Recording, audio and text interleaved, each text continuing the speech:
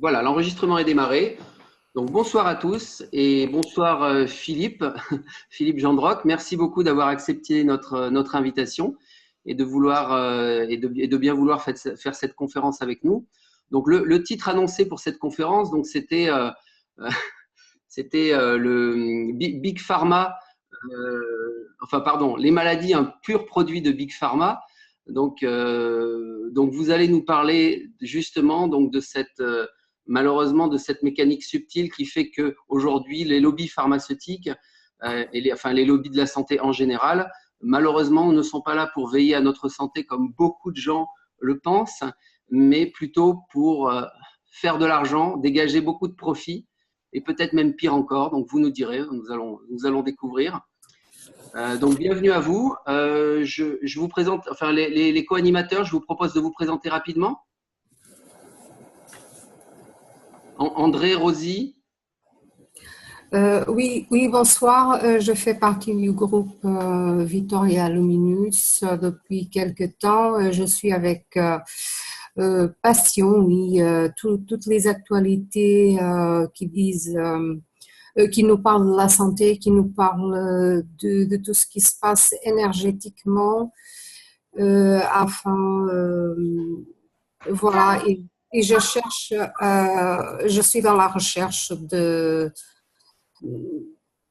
la communication dans tout ce qui concerne toutes les compétences qu'on peut s'apporter les uns les autres en vue à un possible événement qui change la réalité, l'apparence de la réalité, et à se soutenir aussi, voilà, dans tous les sujets qu'on a traités dernièrement. Merci beaucoup, Rosie. André, deux mots? Merci à tous. Oui, André, je suis l'administrateur de PFS Normandie. Moi, je cherche la lumière, comme nous tous ici, je pense. Donc, c'est à peu près tout. Donc, j'ai essayé de monter un groupe sur la Normandie et puis bon, on a pas mal quand même de réussite. Voilà. Alors, tu voulais dire PFC. Donc, PFC, ça veut dire pour nos auditeurs PFC. Prepare for Change. Voilà. C'est une mouvance mondiale, en fait, voilà, de personnes éveillées qui, justement, préparent le grand changement, la grande transition, puisque on a quand même une vision assez positive et on pense que le monde va se transformer positivement. Je ne me suis pas présenté, excusez-moi, je suis Hervé Gaïa et je gère le site révolutionvibratoire.fr. Philippe, je vous propose de vous présenter rapidement et puis de commencer votre exposé. Allez-y, vous êtes libre et nous avons à peu près 1 heure devant nous et après on passera à la phase questions-réponses. Alors, votre micro est désactivé, Philippe. C'est pas moi. Allez, c'est parti. Alors, bonsoir à toutes et bonsoir à tous. On va faire le petit gong pour faire plaisir à nos abonnés. Vous me connaissez, je suis un chercheur de vérité, formation universitaire, donc je suis très structuré dans mes recherches. Je ne donne jamais d'informations sans les avoir vérifiées. Et depuis plus de 15 ans, eh bien, je suis passionné de médecine et je m'intéresse à tous les sujets qui concernent ce domaine, ainsi que les domaines de la spiritualité, l'art et tout ce qui concerne l'humanité en règle générale. Voilà pour ma présentation. Je pense que ça suffit. Les gens me connaissent assez pour que j'ai à parler de moi. Je n'ai pas envie vraiment de parler de moi. Parfait. Alors, je vais vous faire une conférence aujourd'hui sur les maladies un pur produit de Big Pharma qui va englober une quantité de sujets parce qu'on ne peut pas parler de Big Pharma simplement indépendamment du reste du monde. Il faut comprendre que nous vivons dans une structure qui est extrêmement complexe et qui a été établie depuis de très très longues années. Ça remonte très loin, ça remonte même au temps de la civilisation. Donc il faut aujourd'hui ouvrir ses yeux et son esprit pour tenter de comprendre la réalité qui nous occupe. Alors je vais commencer. Alors les maladies, un pur produit de Big Pharma. N'est-il pas étonnant de constater que cette société qui nous offre progrès et protection s'acharne contre toute attente à nous affaiblir, sinon à nous détruire. Il n'y a en effet aucune logique à cela dans l'esprit de l'homme de bien qui naît et apprend à faire confiance. Il fait confiance à l'autorité suprême en croyant naïvement qu'il n'y a rien de plus important que la santé, et il a raison de le croire, et de croire que les parents doivent être informés sur les risques de la médecine allopathique, les risques vaccinaux, sans pression ni loi, sans propagande ni agenda. Pourtant, cette autorité suprême qui existe pour apporter protection et bien-être social ne semble pas vouloir informer le citoyen de ses droits, des risques sanitaires encourus à chaque vaccination, qui n'est de loin pas un acte anodin, mais au contraire, il cherche à le contraindre, ce citoyen, par la force de la loi, à lui imposer une action jugée nécessaire, sans la moindre preuve scientifique de son efficacité, contrairement à ce qu'il prétend. Surveiller et punir, disait Michel Foucault dans un de ses livres fameux, pour une société moderne et disciplinée. Alors que faire d'autre que de rendre la vaccination obligatoire pour tester la résistance morale du peuple face à un pouvoir qui n'en a pas? La vaccination devient un enjeu politique avant d'être un enjeu de santé. Il est désormais obligatoire et devient l'expression même du pouvoir et la pression, que dis-je, la répression sociale exercée par celui-ci et les citoyens qui auraient la mauvaise idée de s'y opposer. Ceux-là subiront les sanctions disciplinaires d'une tyrannie sociale qui se prend encore pour une démocratie. Les parents courageux, croyant encore que leur voix a une valeur démocratique, devront payer plus de 30 000 € d'amende et faire 2 ans de prison sans avoir commis le moindre crime, si ce n'est celui de protéger leurs propres enfants contre le cartel pharmaceutique et son valet, l'indigne président Macron, qui attend que l'on exécute le moindre de ses caprices d'enfants immatures. Cette loi Buzyn contre nature s'oppose à toutes les lois édictées précédemment sur les droits humains internationaux. Et il est désormais certain que cette autorité masque sa forfaiture depuis toujours en menant une politique de manipulation et de contrôle mental, en déclarant des guerres de conquête sous de faux prétextes, en détruisant les populations civiles, en les affamant, en laissant les épidémies se répandre à travers les vaccins comme les plaies d'Égypte. À votre santé, parce que ça fait soif. Mais ne perdons pas tout espoir. Ce pouvoir s'affaiblit peu à peu, et depuis l'aube du XXe siècle, où la conscience collective s'éveille enfin, grâce aux médias, ces armes du pouvoir et du contrôle mental, grâce à la presse et aux réseaux sociaux, qui échappent à cet immonde contrôle pour l'instant, ils ont inventé les fake news pour lutter contre la vérité, pour que leurs fake news ne soient pas discutées. Actuellement, la justice américaine met en prison tous les collaborateurs politiques, journalistes et autres malveillants pour avoir lancé une campagne de fake news avec l'aide du Clinton Media contre le président Trump durant la course à l'élection. Campagne de fake news destinée à la lui faire perdre. Le courant, comme la roue, tourne et nous entrons dans une nouvelle ère où la vérité triomphera du mal et des intérêts financiers qui détruisent la vie sur cette planète, plate ou ronde, peu importe, mais qui la détruisent avec acharnement. Depuis, nous savons que nous vivons dans le mensonge, et il nous a été appris que les hommes prenaient trop de place sur la Terre, suite à des calculs savants jetés sur une table comme étant une vérité inaliénable absolue, en rapport à d'autres calculs, tous aussi savants, sur les ressources énergétiques et agricoles de notre monde, le tout contrôlé bien sûr par les mêmes qui décident de notre destin et de notre mode de vie. Tout est contrôlé d'une main de maître par ces dirigeants invisibles qui décident ce qu'il faut faire et qui doit vivre, qui doit mourir. Mais est-ce seulement la vérité concrète de ce monde? Lorsque l'on analyse la situation sur la civilisation humaine, nous réalisons que ces maîtres nous ont menti sur tout, et principalement sur notre histoire, en nous forçant à croire à des aberrations historiques et religieuses sur la naissance de l'homme et des civilisations. Ils ont triché, assassiné, détruit et structurer la société humaine à leur image, en dépit du sens commun et dans le sens contraire de cette nature qui nous complète. Les pénuries alimentaires futures ne seront pas dues à la seule responsabilité des agriculteurs, mais au modèle qui leur est imposé par les lobbies avides de destruction de la vie pour s'enrichir en surface. Mais on ne vit pas de billets de banque si la terre est morte, si les humains sont morts. C'est donc que ceux qui nous dirigent appartiennent à un monde, à une vie qu'ils ne partagent pas avec les humains et le vivant tels qu'ils sont. Si nous jetions un regard neuf sur la société humaine et agricole, celle qui nous nourrit, nous pourrions penser que nous sommes en voie de terraformation, de transformation de la planète pour d'autres que nous.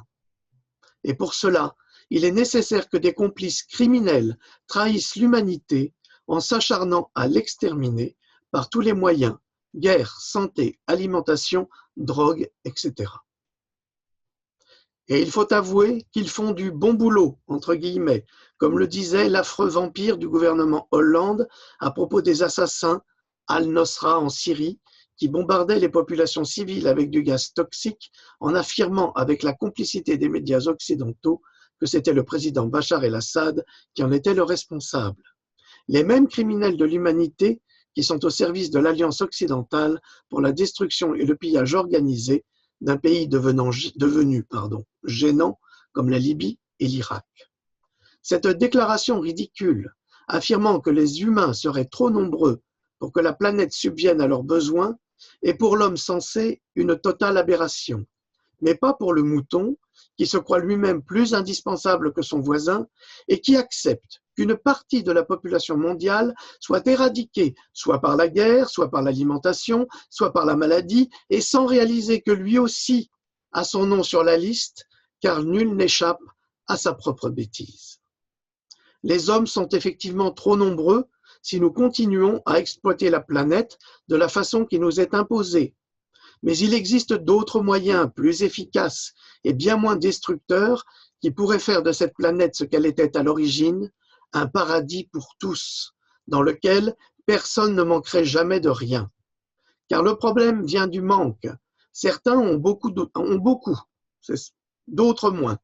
Le besoin crée l'envie, et ce désir peut être dévastateur dans l'esprit de personnes simples qui se donnent pour mission de s'accaparer, coûte que coûte, le bien d'autrui. Cela se passe dans toutes les couches sociales et aujourd'hui au cœur même du gouvernement Macron qui organise le pillage de la France et des Français sans la moindre honte. Il a vendu l'aéroport de Toulouse, Alstom, et il continue actuellement à démembrer le pays en l'offrant à des consortiums étrangers. C'est la parfaite trahison d'un complice des banques pour ruiner les Français et détruire toutes les lois du travail en retirant au peuple tous les droits de donner son avis. Nous sommes plongés malgré nous dans une dictature économique et sociale et cet homme qui a été placé au pouvoir par les banques et les laboratoires pharmaceutiques est la parfaite représentation du Iago d'Othello de Shakespeare, bien sûr. Les grands dirigeants ont mis en place toute une structure industrielle pour mener leur plan à exécution, utilisant les ressorts de la démocratie pour forcer les pires abjections dans tous les domaines, à tous les pays et de façon globale. C'est pourquoi il existe des lobbies, des grandes entreprises, des constellations d'organisations qui forment une cohésion invisible et qui convergent toutes vers un même point, le sommet de la pyramide. Ce point, c'est l'âme du projet, le cerveau qui décide tout et de tout pour cette humanité, car si l'humanité pouvait décider pour elle-même, cela se saurait. Ce cerveau, cette âme diabolique, car comment la qualifier autrement, est ingénieusement conçu, structuré en réseau, se dédoublant à volonté pour verrouiller la volonté suprême et la protéger de l'extérieur. Son contrôle global est absolu. Ainsi, l'âme diabolique, faite exécuter par des Macrons de pacotille, le maintien et la destruction du vivant par tous les moyens les plus sournois liés à l'endormissement du cerveau et par les mensonges les plus répandus dans la presse et dans les paroles putrides des grands dirigeants de la planète comme deux points. Les OGM sont bons pour la santé. Le fluor est bon pour les dents. Les vaccins éradiquent les maladies. Les vaccins ne sont pas dangereux. Les médicaments sont plus efficaces que les molécules naturelles et sans risque. Le mercure et l'aluminium sont inoffensifs. Les pesticides comme le Roundup Ready et le glyphosate ne donnent pas le cancer, etc., etc., etc. Tous ces mensonges énormes, diffusés, répétés et amplifiés par les plus hautes instances politiques, sanitaires, scientifiques et économiques à travers le monde et tous les médias, nous les entendons à longueur d'année. Ils sont là pour nous contraindre, en nous rassurant, alors qu'ils nous effrayent, nous font peur. Ils veulent faire de nous des moutons tremblants devant un grand méchant loup invisible, comme la maladie, le terrorisme et bien sûr la mort. Plus on a peur, mieux c'est pour celui ou ceux qui contrôlent cette société du paraître et de l'illusion, cette société du mensonge. Cet organe central qui décide de tout et que nous ne pourrons jamais atteindre est comme un sanctuaire, un Olympe ou le Valhalla, et il est inaccessible aux simples mortels, inaccessible même à l'élite qui se croit toute puissante parce qu'elle est mise à la commande. Mais elle n'est et ne sera jamais à la commande. Elle ne fait qu'exécuter les ordres les plus abominables pour le vivant, en échange de quoi elle bénéficie davantage que le citoyen lambda n'aura jamais. Pourtant, le pouvoir est toujours illusoire et momentané. Les dirigeants vivent et meurent, mais le pouvoir demeure au sommet de la pyramide. Les véritables décisions que prennent nos politiques se font ailleurs, dans les hautes sphères du contrôle de la planète, au niveau global, un niveau qui dépasse chacun d'entre nous. Je ne saurais expliquer avec précision cette réalité. D'ailleurs, personne ne le peut. Mais il a été décidé de mettre tout en œuvre afin d'éliminer la plus grande partie de la population humaine par tous les moyens depuis que la société apprend à s'éveiller. Au XVIIIe siècle, grâce à la découverte et à l'application de la vaccine ou vaccination par Jenner en Angleterre, on a favorisé l'idée de la science pour entrevoir une autre forme de dépopulation sous un prétexte humaniste. La vaccine, une technique prétendument scientifique qui prétend protéger des virus sans jamais y parvenir, puisque les maladies sont toujours là. Elles sont comme un papier tue-mouche collant à la semelle d'une chaussure et dont on ne peut pas se défaire. Depuis les dernières années, toutes les épidémies de maladies infantiles ont touché des enfants vaccinés pour la plupart. Les gens vaccinés contre la grippe, non seulement la contractent, mais la communiquent. Où se trouve l'efficacité des vaccins, je vous le demande. Les enfants syriens vaccinés actuellement contre la polio la contractent après vaccination, ce qui confirme la contamination de 1200 personnes en 1956 en France, victimes de la poliomyélite, alors que l'on venait de commencer la vaccination. Même chose en Afrique aujourd'hui. Le CDC, le bras armé de cette structure pyramidale du pouvoir global, alors le CDC, c'est le centre de contrôle des maladies aux États-Unis, est très bien informé de ces risques récurrents du vaccin contre la polio. Comme je l'ai déjà expliqué dans mes capsules, nombre de scientifiques internationaux, jusqu'au président Trump, affirment que le vaccin contre la grippe est un hoax médical, une fraude. Bon, j'ai déjà fait des conférences sur la grippe en m'inspirant des travaux de médecins qui prouvent que justement le vaccin contre la grippe non seulement ne sert à rien, mais qu'il est toxique. Or, vient de sortir cette affirmation qui n'a pas été communiquée en France. Il y a moins de 5 jours, le président Trump, c'est la première fois qu'un président s'engage directement sur un vaccin, a déclaré, ouvrez les guillemets, « Il m'a été prouvé à propos des vaccinations massives que les médecins mentent. Sauvons nos enfants et leur futur. » Le président Donald Trump a conseillé aux citoyens d'être vigilants lorsqu'il s'agit de prendre des vaccins contre la grippe, entre guillemets, mortelle, tout en pressant le public américain de les éviter à tout prix. Le président américain affirme qu'il n'a jamais contracté la grippe en raison du fait qu'il n'a jamais été vacciné contre la grippe.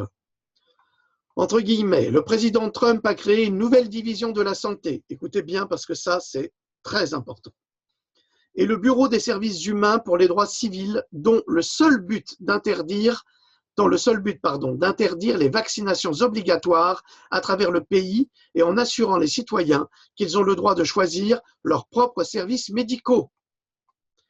C'est la première fois aujourd'hui qu'un président d'un pays occidental déclare que les vaccinations ne seront plus obligatoires. Et qu'est-ce qu'on fait en France? La loi Buzyn. C'est pour vous expliquer qu'il y a quelque chose qui ne fonctionne pas dans la logique de pensée. Avec l'établissement de la liberté de conscience et la liberté religieuse ce jeudi, Donald Trump a jeté les bases pour démanteler chaque obligation vaccinale à travers le pays. Alors, évidemment, j'ai les liens. Je ne vous dis pas n'importe quoi. Les liens seront dans Pandora 3, parce que la conférence fait 150 pages, et comme je l'ai expliqué à nos amis, nous n'en lirons qu'une partie. Mais toutes les informations sont justes. Vous pouvez les vérifier sur ma page Facebook ou sur la page Facebook de mon ami Louis de Jon d'Ardois. Je continue. Deuxième article très intéressant. La première dame, Melania Trump, a interdit au personnel de la Maison-Blanche de recevoir le vaccin contre la grippe après avoir pris connaissance des effets nocifs sur la santé associés à ce vaccin controversé. Tandis que fait rage le débat public sur la sécurité de la grippe saisonnière, Melania Trump déclare qu'il n'y aura personne à la Maison-Blanche qui mettra en danger son fils avec les maladies déclarées et consécutives à la vaccination de la grippe, jugée par les Trump dangereuse, fermez les guillemets. C'est pas Brigitte qui ferait ça, hein. Ces gosses ont tous l'âge de son mari. Pardonnez ma grossièreté, mais que foutent nos putains de journalistes en France? Pourquoi ne transmettent-ils pas ces informations? Ils sont bien les fils complices de la putain de Babylone, la tueuse d'enfants. Alors ça, c'est biblique, hein. Vous n'avez qu'à vous renseigner. On en parlera si on y arrivera, mais je pense pas, parce que je l'ai expliqué plus loin. Quel autre président au monde que Trump, que les présidents des gouvernements des pays nordiques, ou les premiers ministres, et le président philippin Rodrigo Duterte, défendent ainsi leur peuple en le mettant en garde contre certains vaccins et surtout pour le président philippin, contre le vaccin contre la dengue qui invalide ou pire les sujets vaccinés aux Philippines. C'est une première. Et ce n'est pas Macron qui protégerait son peuple avec sa loi sur l'obligation vaccinale, alors que celui-ci n'en a jamais pipé mot lors de sa campagne présidentielle, ce qui prouve que nous sommes gouvernés par un mythomane et un manipulateur pathologique qui ne fait pas plus la différence entre son mensonge et sa vérité, et qui est au service des laboratoires pharmaceutiques et des banques plutôt qu'au service de son peuple, les Français, dont nous faisons tous partie. Le fils putatif de la banque Rothschild continue à faire du business au lieu de servir la France grâce à son incroyable don de manipulation de masse. Et c'est justement pour ce don qu'il avait été choisi et qu'il est devenu actionnaire de la banque Rothschild. Bon, je n'attaque pas particulièrement Rothschild, mais c'est la vérité. Là, nous sommes sur des faits. À présent, combien d'autres vaccins du même type que ce vaccin contre la grippe, cette hoax vaccinale, donc cette arnaque vaccinale, sont injectés au quotidien à nos enfants par la force de la loi? S'il vous plaît, cherchez l'erreur, les erreurs, car elles sont si nombreuses que le rêve de la santé parfaite devient un véritable cauchemar pour les parents et les enfants français. Alors là, je vais vous donner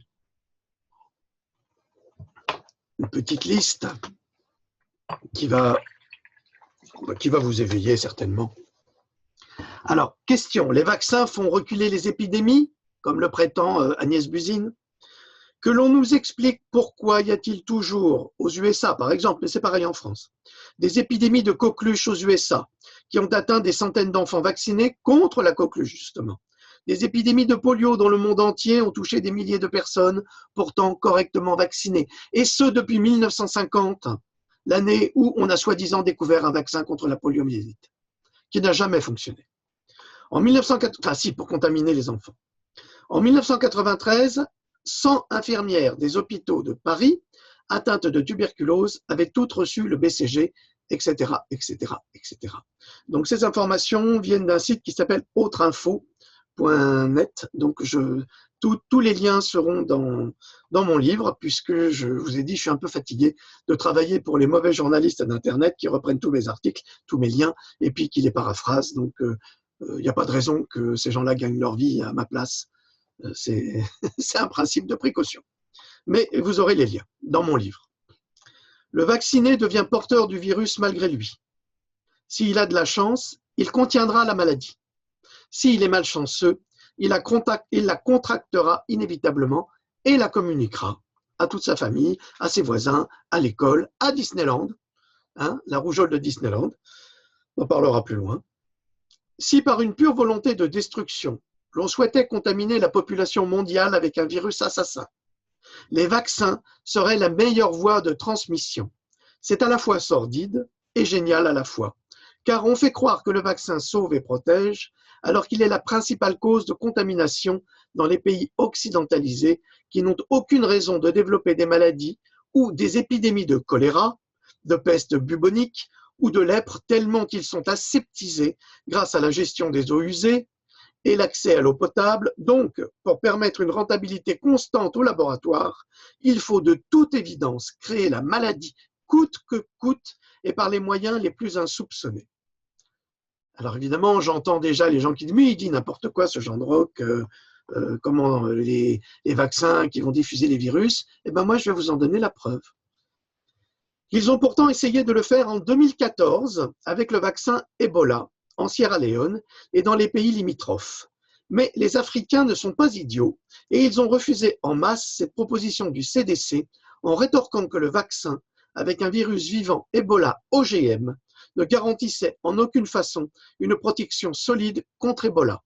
Au contraire, il permettait une diffusion du virus à travers les vaccinés dans d'autres zones géographiques pas encore contaminées.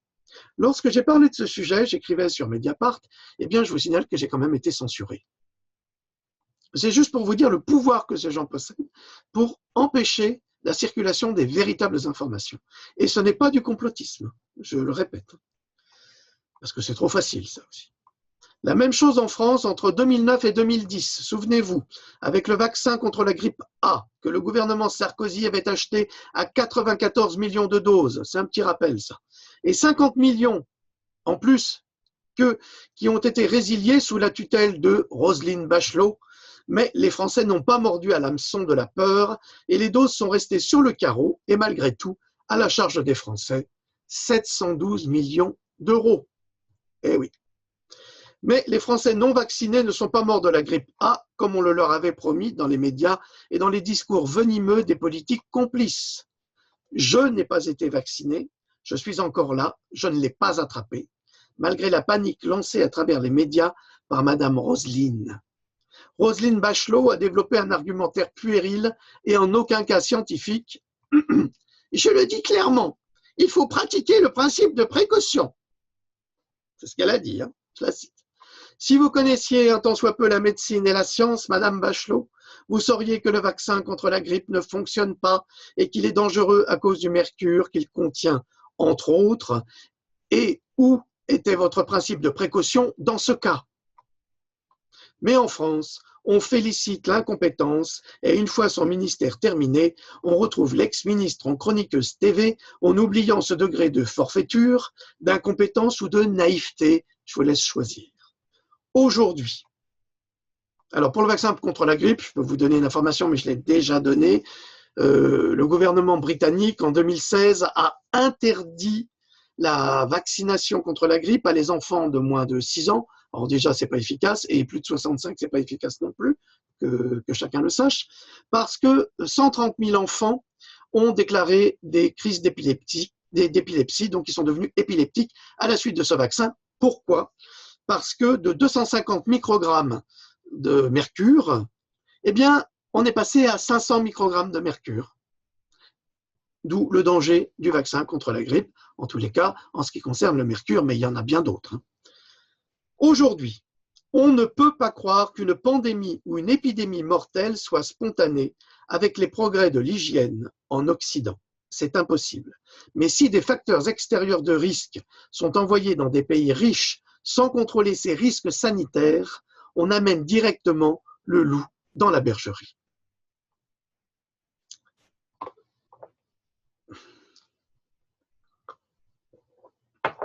Les risques extérieurs peuvent être des virus lâchés dans la nature à travers des épandages aériens, donc des chemtrails, comme des aérosols.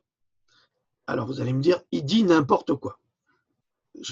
J'ai l'habitude, vous savez, toute la question est, il y a ceux qui font des recherches, ceux qui n'en font pas.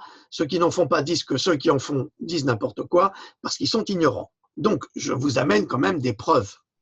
Il suffit de se replonger dans l'histoire du XXe siècle, en France, avec le drame de Pont-Saint-Esprit en 1951, pour ceux qui le connaissent. Alors, j'en ai parlé dans mon livre Pandora. La CIA avait épandu une arme secrète du LSD sur ce village français du Gard, touchant 500 personnes, victimes des plus terribles hallucinations et provoquant la mort de 7 habitants et le suicide de 2, l'internement en asile psychiatrique de nombreux autres. Ah ben, il y en a qui se prenaient pour des coqs de basse-cour, pour des félins, enfin ils ont vu des monstres partout. Hein. C'est comme Blanche-Neige, elle voit des nains partout, ben, eux ils les ont vus, mais alors pendant 3 jours, hein, ça a été un cauchemar inouï. Pendant 60 ans, le secret a été bien gardé en attribuant les causes à un empoisonnement à l'ergot de seigle, comme au Moyen-Âge. Hein. Vous regardez les tableaux de Jérôme Bosch, la parabole des fous, où les gens sont fous, sont empoisonnés, ils ont perdu la tête à cause de l'ergot de seigle qui les rend fous puis qui les tue. Donc, on a pensé à un empoisonnement à l'ergot de seigle et on a même emprisonné les 2 boulangers, qui n'y étaient strictement pour rien, les pauvres. On a pensé également à un champignon hallucinogène se trouvant dans la farine des boulangers. Ils avaient que ça à faire. Ou un empoisonnement au mercure. Alors là, déjà, on parle d'un empoisonnement au mercure qui rendrait fous les gens. Mais ça gêne personne de mettre du mercure dans les cuisses, les bras de vos enfants. Ça ne les gêne pas. Rien de tout cela. Juste une expérience de la CIA. Et c'est le journaliste Hank P. Alberelli Jr. qui a dévoilé l'affaire 60 ans plus tard dans son livre et dans son article, ouvrez les guillemets, CIA, qu'est-il véritablement arrivé à ce charmant petit village français de Pont-Saint-Esprit où, quand la CIA menait des expériences sur des cobayes français, par Hank P. Alberelli Jr. Vous tapez son nom, vous le trouverez. Pont-Saint-Esprit, vous le trouverez également. J'en ai parlé dans mes livres avec plus de précision, mais pas que. On peut également consulter, et il existe une littérature fournie sur le sujet de la contamination bactériologique par de nombreux moyens, et j'ai également fait des conférences sur le sujet disponibles gratuitement sur YouTube et Rutube grâce à mon ami Richie qui a tout archivé. Donc vous trouverez aussi beaucoup d'informations dans ce livre-là. Hein. Je vous le présente. Hein. Prenez la 2e version, elle est beaucoup plus complète. Un tout petit peu plus cher, mais c'est normal. Il est également possible de diffuser des virus à travers des humains contaminés ou vaccinés. Ils deviennent les vecteurs, envoyés volontairement sur d'autres zones géographiques. C'est une méthode plus lente et bien plus sournoise. Je vous signale que les Américains ont fait ça avec les Indiens d'Amérique pour les exterminer en leur donnant des couvertures contaminées avec des virus de la variole et autres. Hein, ils se sont fait rougeole et autres. Ils ne se sont pas gênés. Hein. Actuellement, les guerres bactériologiques existent depuis toujours. Actuellement, et depuis 2015, 5000 migrants arrivent chaque mois d'Afrique subsaharienne à Lampedusa, en Italie. 150 000 par mois, en tout. Chaque jour, excusez-moi, je me suis trompé. Je reprends. Actuellement, et depuis 2015, 5000 migrants arrivent chaque jour d'Afrique subsaharienne à Lampedusa, en Italie. 150 000 par mois, 1 800 000 par an. Ces personnes sont-elles chacune contrôlées et soignées comme elles le devraient? Car si elles ne le sont pas, nous savons avec certitude qu'elles amènent des maladies qui ont disparu en Europe depuis des décennies, telles la tuberculose, la syphilis, la lèpre et des virus inconnus, d'après les autorités sanitaires hongroises, et cette information date déjà de plusieurs années. Où est le principe de précaution tant vanté par nos élites? Principe de précaution pour une grippe, mais absolument pas pour des maladies épidémiques encore plus graves. Aux États-Unis, il est interdit de passer des fruits et légumes d'un État à l'autre. Alors pourquoi des humains provenant de contrées fragilisées, manquant de soins et d'hygiène, le pourraient-ils sans le moindre contrôle? Souvenons-nous que pour entrer aux États-Unis au début du XXe siècle, une visite médicale était obligatoire et en cas de doute, les migrants étaient placés en quarantaine pour être soignés à Ellis Island avant de pénétrer le territoire. C'est un principe de précaution appliqué dans tous les pays du monde, sauf en Europe, avec cette invasion migratoire. Pourquoi? Il n'est pas question ici de refuser des migrants. Il est question de les accueillir dans de bonnes conditions humaines, sanitaires et sociales. Or, les trottoirs de Paris, ou les perrons de bâtiments publics, ou encore les jungles de Calais ou d'ailleurs, sont indignes de la France. Une France qui rejette à la rue ses propres concitoyens. Une honte à tous les niveaux. Nous ne devrions pas avoir à faire un choix. Nous devrions aider tous ceux qui sont dans le besoin sans la moindre distinction. Mais revenons à notre sujet sur les vaccins et la santé. Comment justifier l'utilisation de nanoparticules sans en informer les consommateurs dans les produits suivants? Alors ça vient de sortir aussi.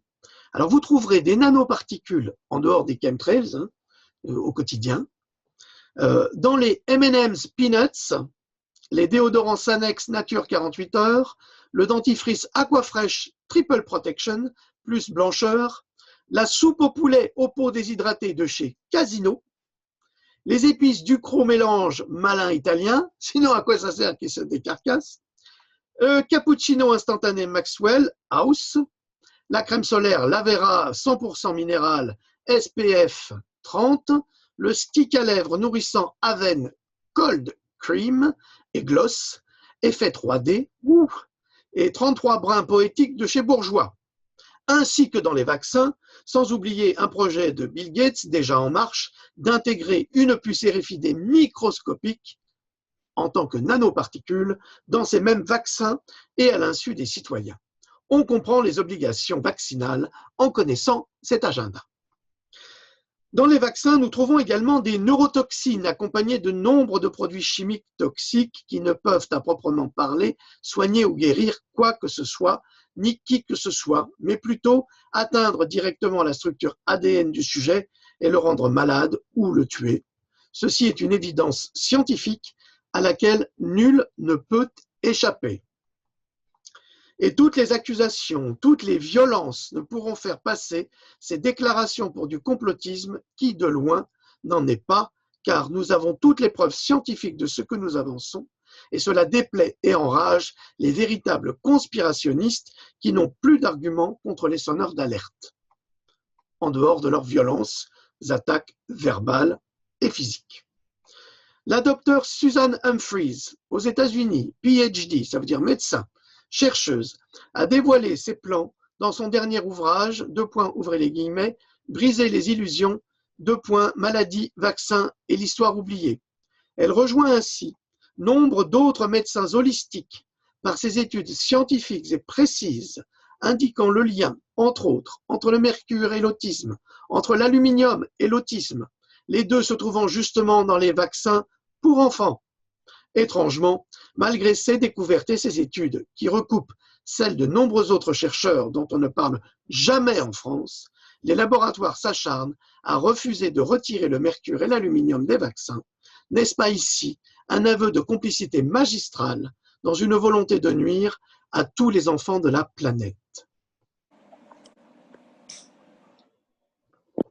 Pourtant, lorsqu'une pièce de voiture est défectueuse ou jugée suspecte sur un nouveau modèle, c'était le cas en octobre 2017 avec Nissan, qui rappela 1,21 million d'automobiles pour refaire une inspection jugée incomplète avant commercialisation.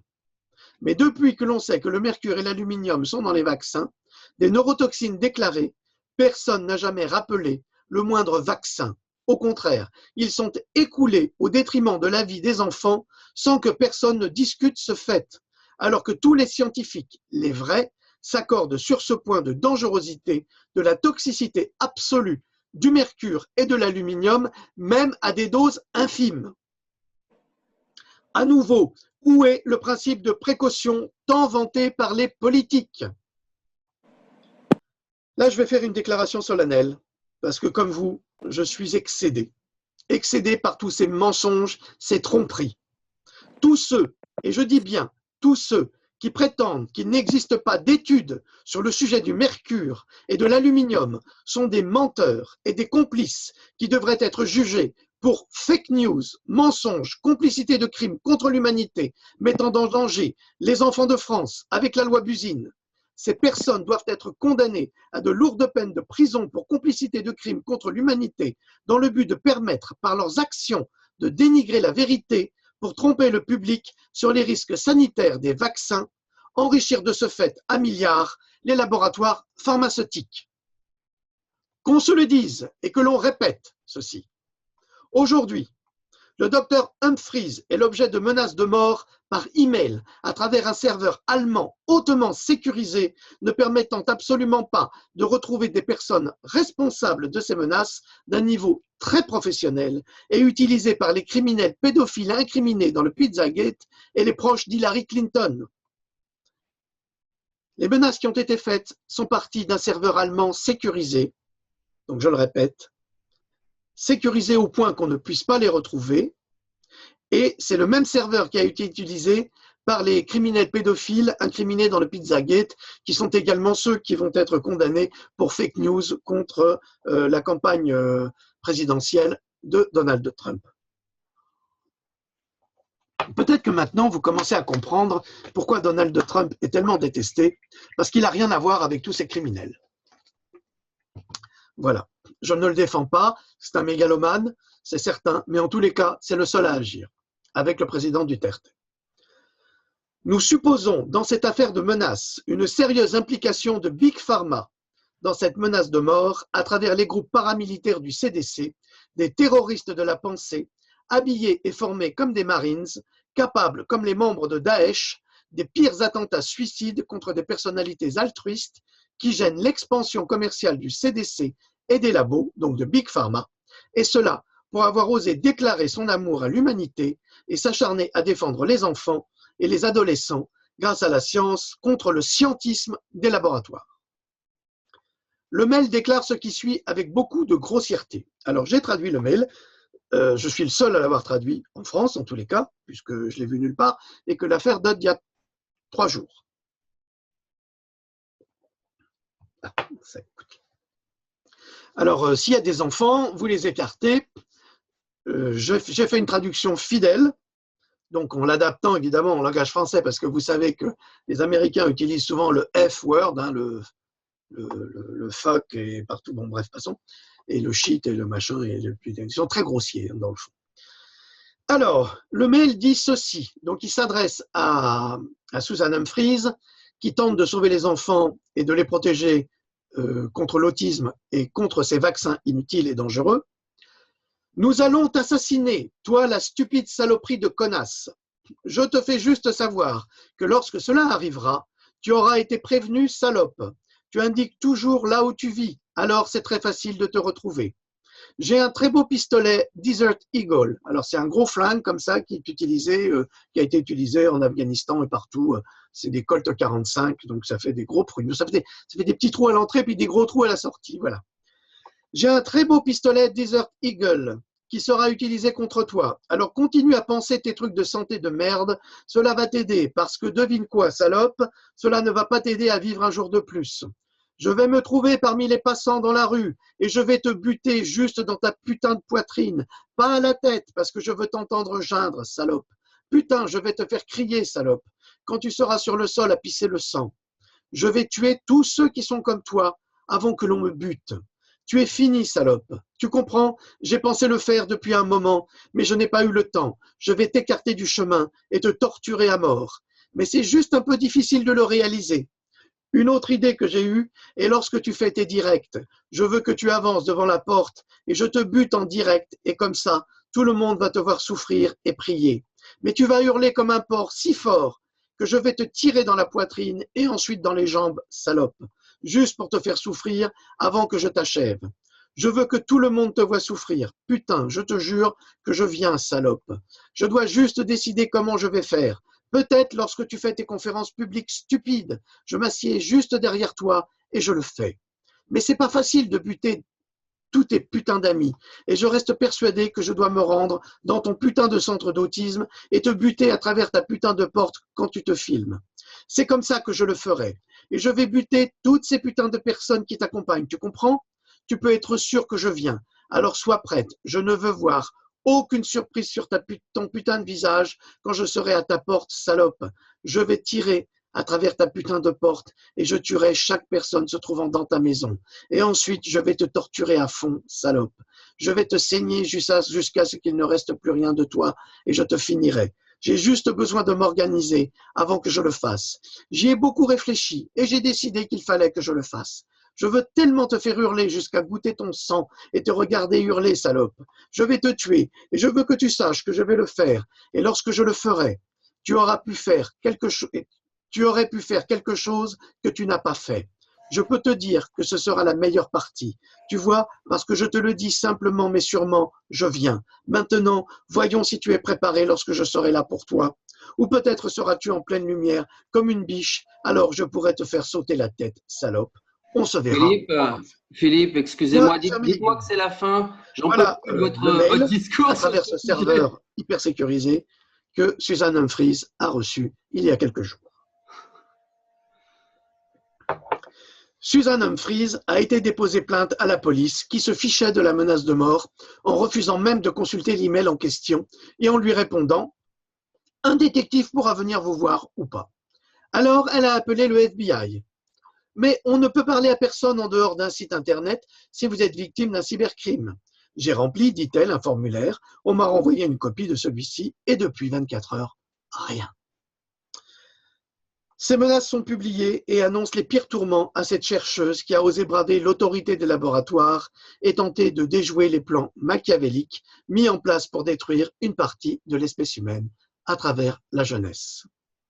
Nombre de médecins et de chercheurs holistiques avant elle ont été assassinés et d'autres suivront, car ce destin est déclaré inévitable. C'est ce qui explique la haine de ces groupes de pro-vaccinaux, complices et criminels qui ne cherchent pas la vérité, mais juste à la faire taire par tous les moyens pour servir leurs maîtres, les grands destructeurs de notre humanité, qui semblent bien décidés à y mettre un terme par tous les moyens.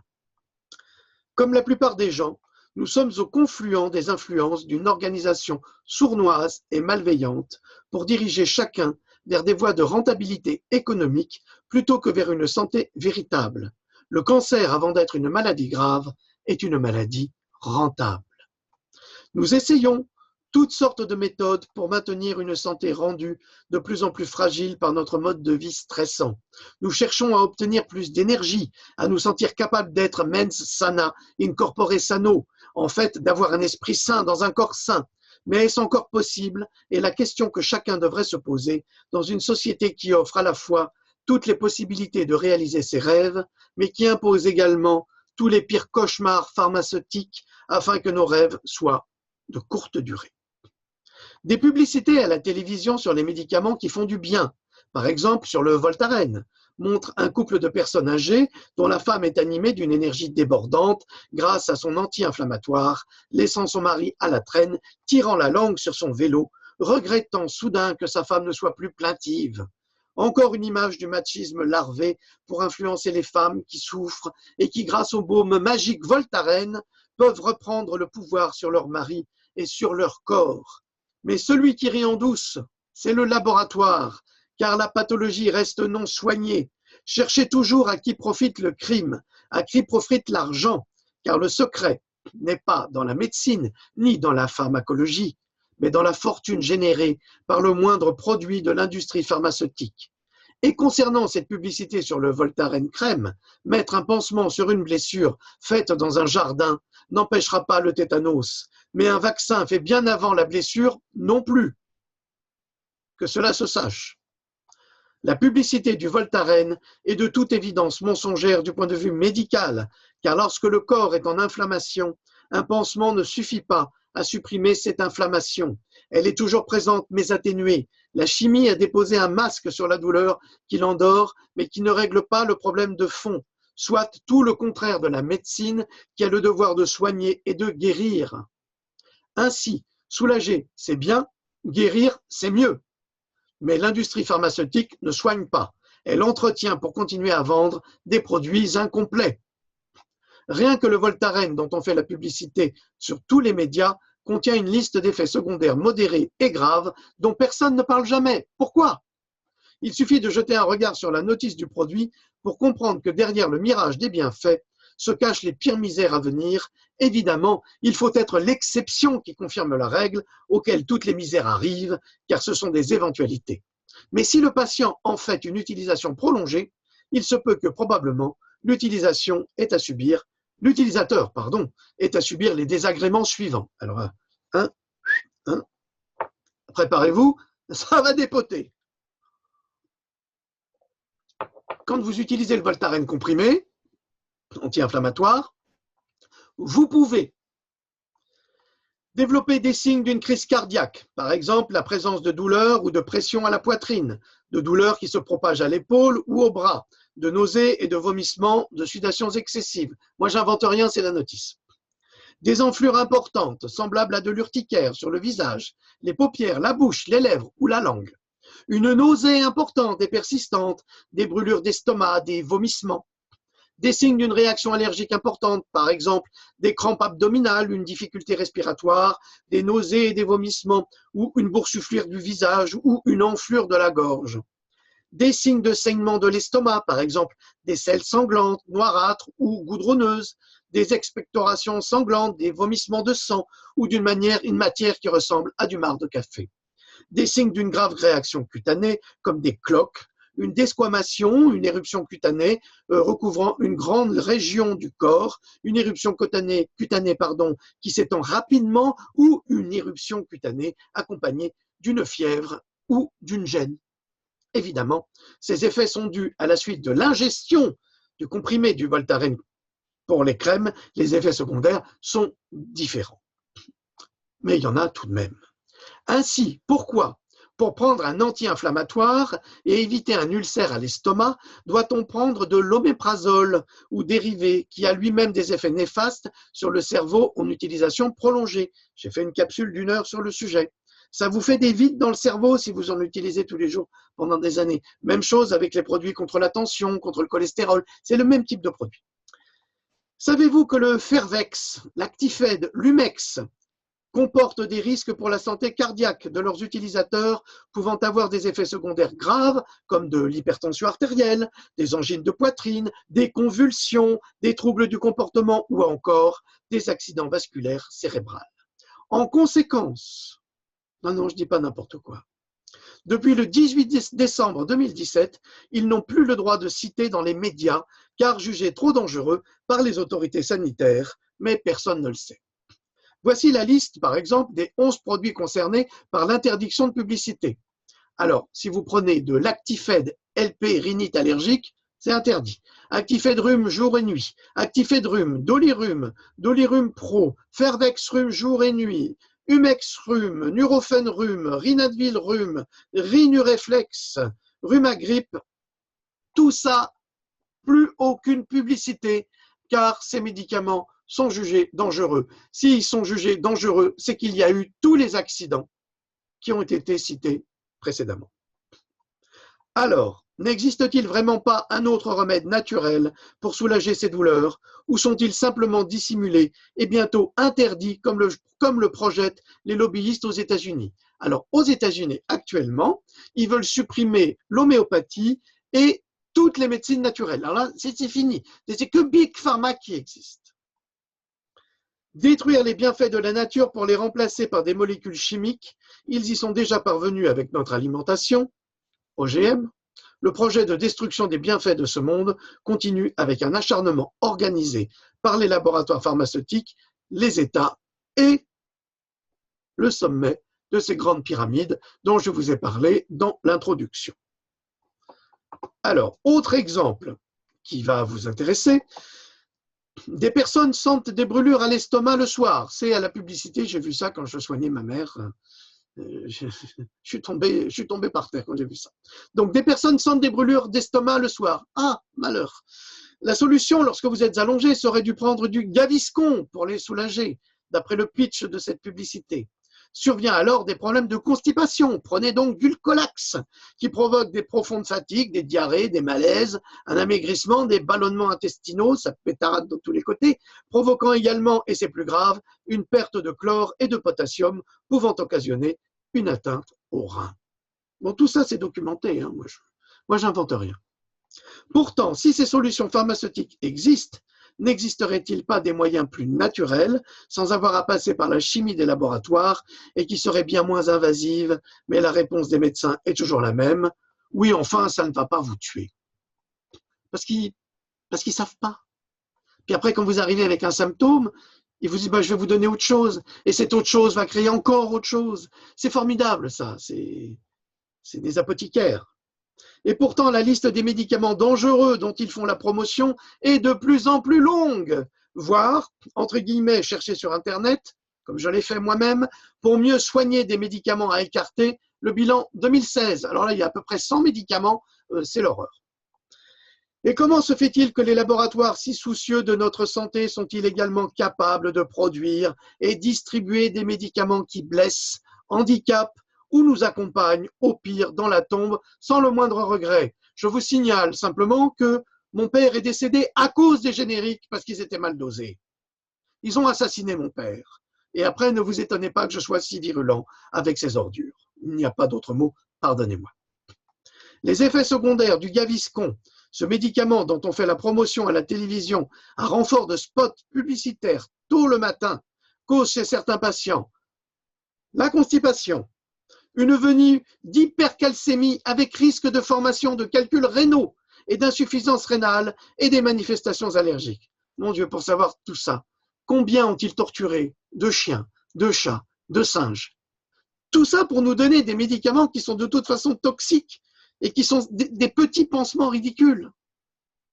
Quels merveilleux médicaments aux effets remarquablement handicapants et pouvant mener à l'hôpital et au département de chirurgie.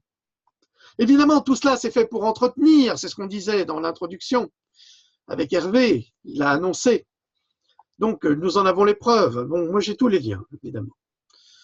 Le médicament doit-il être le moyen d'entretenir la mauvaise santé en prétextant la soigner? En tous les cas, c'est exactement ce que nous proposent les laboratoires pharmaceutiques. La majorité des citoyens est honnête, c'est entendu. C'est ce qui maintient la société en équilibre.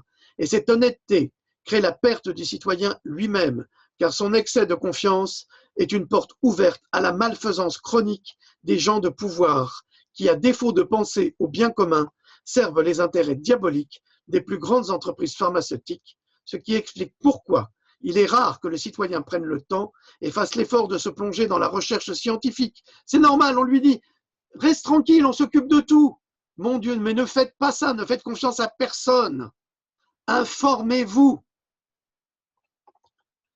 Apprenez l'histoire de la médecine, des médicaments, d'un vaccin ou d'une thérapie. Faites des recherches et cessez de vous laisser influencer par des imbéciles de prétentieux de domaine médical qui vous disent « Oh, il n'y a que des conneries sur Internet ». Mon Dieu, mais heureusement qu'il y a Internet, heureusement. Heureusement. Malheureusement, l'excès de confiance des citoyens dans le monde politique et dans l'industrie pharmaceutique est d'accepter tout ce que chacun des deux affirme comme une vérité inaliénable. Et comment en vouloir aux citoyens? Il ne sait pas. Il fait une confiance aveugle au diabolique qui ne cherche qu'une chose, l'enrichissement au détriment de la santé. Chacun sait ou a pu remarquer que les médecins n'ont pas toujours les réponses, et particulièrement en ce qui concerne l'immunité à travers la vaccination. C'est pourquoi de plus en plus de personnes mettent en doute la sécurité des vaccins et se trouvent devant un mur qui leur envoie comme message que les vaccins sont sûrs et sécurisés, alors que la science, la vraie, affirme le contraire. Les accidents vaccinaux sont de plus en plus nombreux et graves, liés à la toxicité du mercure, de l'aluminium, du formaldéhyde, qui est du formol, du glutamate monosodique, augmentant également le nombre de cancers, alors que le cancer les taux, pas acéto, est une maladie entièrement fabriquée par l'homme, et nous allons en parler tout de suite. Le débat qui nous occupe aujourd'hui provoque une telle frénésie que la France est aussi divisée que lors d'une élection présidentielle. La santé n'est plus un enjeu de santé, mais un enjeu économique en faveur d'un seul gagnant, les laboratoires pharmaceutiques qui font tout pour ne pas informer les principaux intéressés en refusant de leur offrir une bonne éducation à la santé. On accorde au programme de vaccination le crédit de supprimer certaines des maladies les plus dévastatrices du passé, comme la poliomyélite, la diphtérie et la variole. Des maladies qui, même déclarées, peuvent être guéries avec succès avec du simple chlorure de magnésium et même de la vitamine C, ce qui rend les risques de la vaccination inutiles. Concernant la variole, nous n'avons pas la moindre preuve scientifique que ce vaccin n'a jamais fonctionné. Le facteur risque-bénéfice est alors trop grand pour risquer de se faire vacciner et développer un accident vaccinal fatal ou handicapant à vie à cause de l'évidente toxicité du mercure et de l'aluminium, provoquant des syndromes autistiques à répétition depuis la fin des années 1940 chez l'enfant. Ce qui explique aujourd'hui pourquoi nombre de parents sont hésitants à suivre le calendrier vaccinal recommandé et imposé à leurs enfants par les autorités de santé dans le monde entier. C'est une manipulation globale à laquelle nul ne peut échapper à cause de la loi Buzyn en France, illogique et sans le moindre rapport avec la logique scientifique, mais plutôt une logique scientiste. Alors, deux points, entre guillemets. Les politiciens ont été corrompus financièrement. Il y a davantage de lobbyistes au service des laboratoires pharmaceutiques à Washington, D.C. que de membres du Congrès, déclare l'avocat Robert Kennedy Jr. Je vous signale que Philippe de Villiers a dit exactement la même chose quand il était député européen. Comme quoi, il n'y a pas qu'aux États-Unis. C'est pourquoi certains parents refusent de vacciner leurs enfants et souhaiteraient déterminer les vaccins à appliquer à leurs enfants d'après les risques et les avantages déclarés de chaque vaccin. Excusez-nous, Philippe. À lire déjà sur le temps. Un tout petit livre de Michel Georget et de plusieurs scientifiques et médecins suisses qui aiment bien, vaccine peu, ça coûte 5 €, c'est très bien fait et c'est très documenté. Excusez-nous, Philippe, on vous laisse encore. Des arguments viables. Vous m'entendez, Philippe? La plupart des parents sont au milieu d'un débat scientifique qui leur échappe. Et ils sont incapables de prendre la bonne décision pour leurs enfants. Ils sont perdus dans un débat qui ne sert qu'un objectif, convaincre pour vendre. Alors, les réseaux sociaux se sont emparés du sujet, divisant les uns et les autres, favorisant les uns et les autres, développant toutes sortes de stratégies pour nuire à la science dans le but unique de servir les lobbies. Et là, je vais vous donner encore une citation. Les réseaux sociaux ont donné le droit de parole à des légions d'imbéciles qui, avant, ne parlaient qu'au bar, après un verre de vin, et ne causaient aucun tort à la collectivité. On les faisait taire tout de suite, alors qu'aujourd'hui, ils ont le même droit de parole qu'un prix Nobel. C'est l'invasion des imbéciles, déclarait l'écrivain Umberto Eco dans le quotidien Il Messaggero. Oui, en effet, les réseaux sociaux ont donné le droit de parole à des légions d'imbéciles, mais pas que. Ils ont également permis une nouvelle forme de presse libre et de divulgation d'informations qui aurait certainement pu aider l'écrivain italien dans sa lutte contre le cancer, cette maladie fabriquée de toutes pièces par l'homme moderne. Et là, on va y arriver. Je vais juste regarder le temps pour qu'il vous reste des questions. Justement, on voulait intervenir, Philippe, pour vous demander peut-être de conclure maintenant assez rapidement pour qu'on puisse avoir suffisamment de temps pour les questions. À combien sommes-nous? Il nous reste combien là? Il nous reste 50 minutes. Bon, je continue. On a passé de 10 minutes déjà. Vous m'entendez toujours? Oui, on vous entend bien, mais on a passé de 10 minutes déjà sur… Moi, je ne vous entends pas. Ouais. C'est peut-être mon son. Ouais. Voilà, ça y est, je vous entends. Il nous reste plus de 50 minutes pour les questions-réponses, donc… D'accord. Alors, je vais prendre encore 10 minutes et on est bon. OK. Alors, OK. en effet, il est désormais confirmé que le cancer est une maladie entièrement créée par l'homme, d'après un article publié le 4 mai 2016 par J.D. Eyes sur Natural News. Et comme Mike Adams a récemment rapporté, un remède de cancer universel détruirait la rentabilité de l'industrie du cancer, fortement lucrative, et l'écroulement de la société de lutte contre le cancer, des hôpitaux, des cliniques d'oncologie et des laboratoires pharmaceutiques qui dépendent des revenus de la chimiothérapie pour rester rentables. Je vous signale également que dans ce livre, je vous donne des solutions pour guérir le cancer qui ont été trouvées dès les années 30. Donc, comme quoi, ce n'est pas nouveau. Le dernier livre du docteur Delepine, et de son épouse confirme cette déclaration deux points ouvrez les guillemets, médicament anti-cancer, peu efficace, souvent toxique et hors de prix. Publié le 26 octobre 2017, celui-ci précise, deux points ouvrez les guillemets, le traitement du cancer fait de plus en plus l'objet de nouvelles molécules très médiatisées, occultant souvent le rôle majeur de la chirurgie, de la radiothérapie ou des anciennes molécules déclarées obsolètes. Une vraie révolution a eu lieu, oui, mais au seul bénéfice de la finance, très exceptionnellement des malades, fermez les guillemets. Et je reprends une autre citation du docteur Frédéric Tanguy de l'Institut Pasteur qui déclare de son côté « Avoir la rougeole peut prévenir les cancers et même les guérir à un stade très avancé ». Alors pourquoi le même institut fabrique et promeut justement des vaccins contre la rougeole? Parce que les laboratoires et les gouvernements nous trompent en masse. Alors pourquoi on utiliserait la rougeole? Parce que la rougeole fait des poussées de fièvre et que ces poussées de fièvre vont détruire les cellules mères cancéreuses. C'est nouveau, c'est une nouvelle découverte.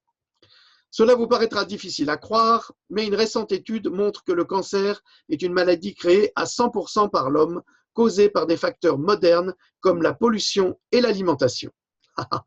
Ça vous embouche un coin, hein? Ça ne m'étonne pas. Des chercheurs de l'université KNH au département biomédical d'égyptologie de Manchester sont parvenus à cette conclusion en 2010, après avoir passé en revue des restes humains et des traces écrites datant de l'Égypte et de la Grèce ancienne, ainsi que des périodes antérieures. Cette étude représente la première analyse historique sur le cancer à partir d'une momie égyptienne. L'étude publiée à l'époque dans le journal Natural Review Cancer déclarait que les chercheurs n'ont trouvé qu'une seule occurrence de cancer alors qu'ils ont étudié des centaines de momies égyptiennes. Ajoutez à cela, ils ont trouvé très peu de références de cancer à travers la littérature ancienne, ce qui indique que les cas de cancer étaient extrêmement rares durant la période historique, puisqu'il existe de nombreux traités de médecine qui n'en parlent pas. Cependant, plusieurs millénaires plus tard, le cancer réapparaît en force avec la révolution industrielle en Angleterre dès le début du XIXe siècle. Étrangement, la révolution industrielle fait passer les nations d'une puissante société agraire et les propulse dans le monde moderne à travers une nouvelle société industrielle et commerciale, entraînant avec elle de nouvelles maladies symptomatiques comme la tuberculose et le cancer. Alors on a trouvé également que le développement de la tuberculose était lié à l'exploitation de la betterave à sucre et donc à la consommation de sucre. C'est pour ça qu'on met beaucoup de sucre dans les aliments aujourd'hui. Ce n'est pas pour vous faire du plaisir, c'est pour vous rendre malade. Ainsi, les taux de cancer ont explosé, et en particulier parmi les enfants à cette période, ce qui prouve que la hausse des cas, ne touche pas exclusivement des personnes âgées comme on le supposait. Deux points, ouvrez les guillemets. Dans les sociétés industrialisées, le cancer se place en deuxième position seulement après les maladies cardiovasculaires comme cause de décès. Je vous rappelle que les maladies cardiovasculaires n'existaient pas au début du XXe siècle aux États-Unis et qu'elles ont commencé à se surdévelopper depuis les campagnes de vaccination. Soit dit en passant. Mais dans l'Antiquité, c'était extrêmement rare, déclare la professeure Rosalie David de la Faculté des sciences de la vie. Il n'y a rien dans l'environnement naturel qui peut causer le cancer. Bon, évidemment, si vous vivez sur une montagne d'uranium, vous l'attraperez le cancer, mais ce n'est pas le cas. Il n'y a pas d'uranium partout. Donc, cela doit être une maladie artificielle liée à la pollution et au changement de notre régime alimentaire et de notre style de vie. L'importance de notre étude est qu'elle donne une perspective historique à cette maladie. Nous pouvons faire des déclarations très claires sur les taux de cancer dans les sociétés passées parce que nous avons une vue d'ensemble complète. Nous n'avons pas étudié 100 ans, mais des millénaires et avons compilé des masses de données. La recherche qui a été menée par le professeur Michael Zimmerman en visite au centre du KNH de Manchester, en poste à l'université Villanova près de Philadelphie, dévoile le tout premier diagnostic historique de cancer sur une momie égyptienne. Il est parvenu à diagnostiquer le cancer colorectal d'une momie non identifiée comme n'appartenant pas à l'aristocratie égyptienne. La momie était donc une personne tout à fait ordinaire qui a vécu dans l'oasis de Dakhlet pendant la période ptolémaïque en 200-400 après Jésus-Christ. Le professeur Michael Zimmerman déclare « Dans une société antique ne pratiquant pas l'intervention chirurgicale, la preuve de cancer était conservée dans tous les cas. L'absence virtuelle de tumeurs malignes dans des momies doit être interprétée comme l'indication de leur rareté dans l'Antiquité, indiquant que les causes de cancer sont limitées aux sociétés affectées par l'industrialisation moderne.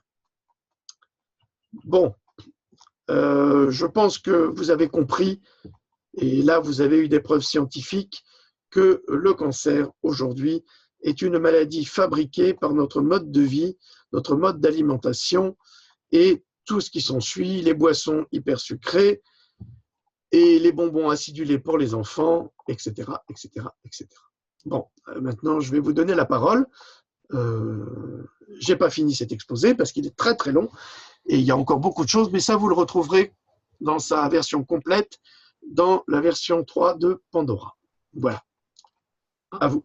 En tout cas, merci beaucoup pour ce brillant réquisitoire, Philippe. J'aimerais que de nombreuses personnes puissent l'entendre. Et merci.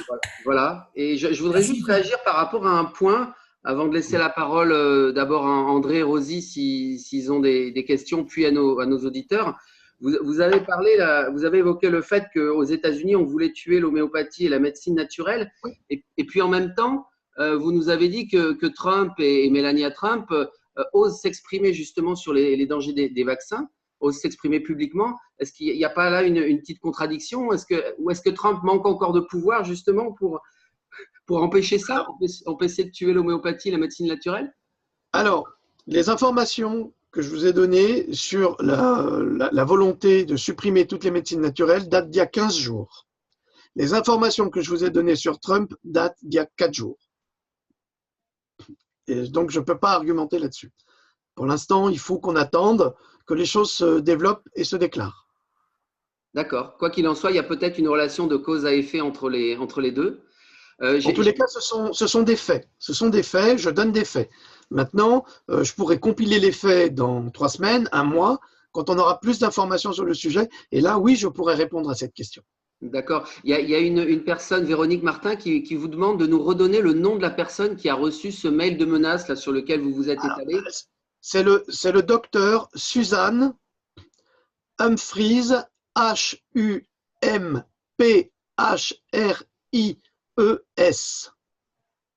Elle travaille également avec Andrew Wakefield et avec l'association Vaxxed aux États-Unis. Très bien. Merci beaucoup. André, Rosier, est-ce que vous auriez une question avant qu'on laisse la parole à nos auditeurs?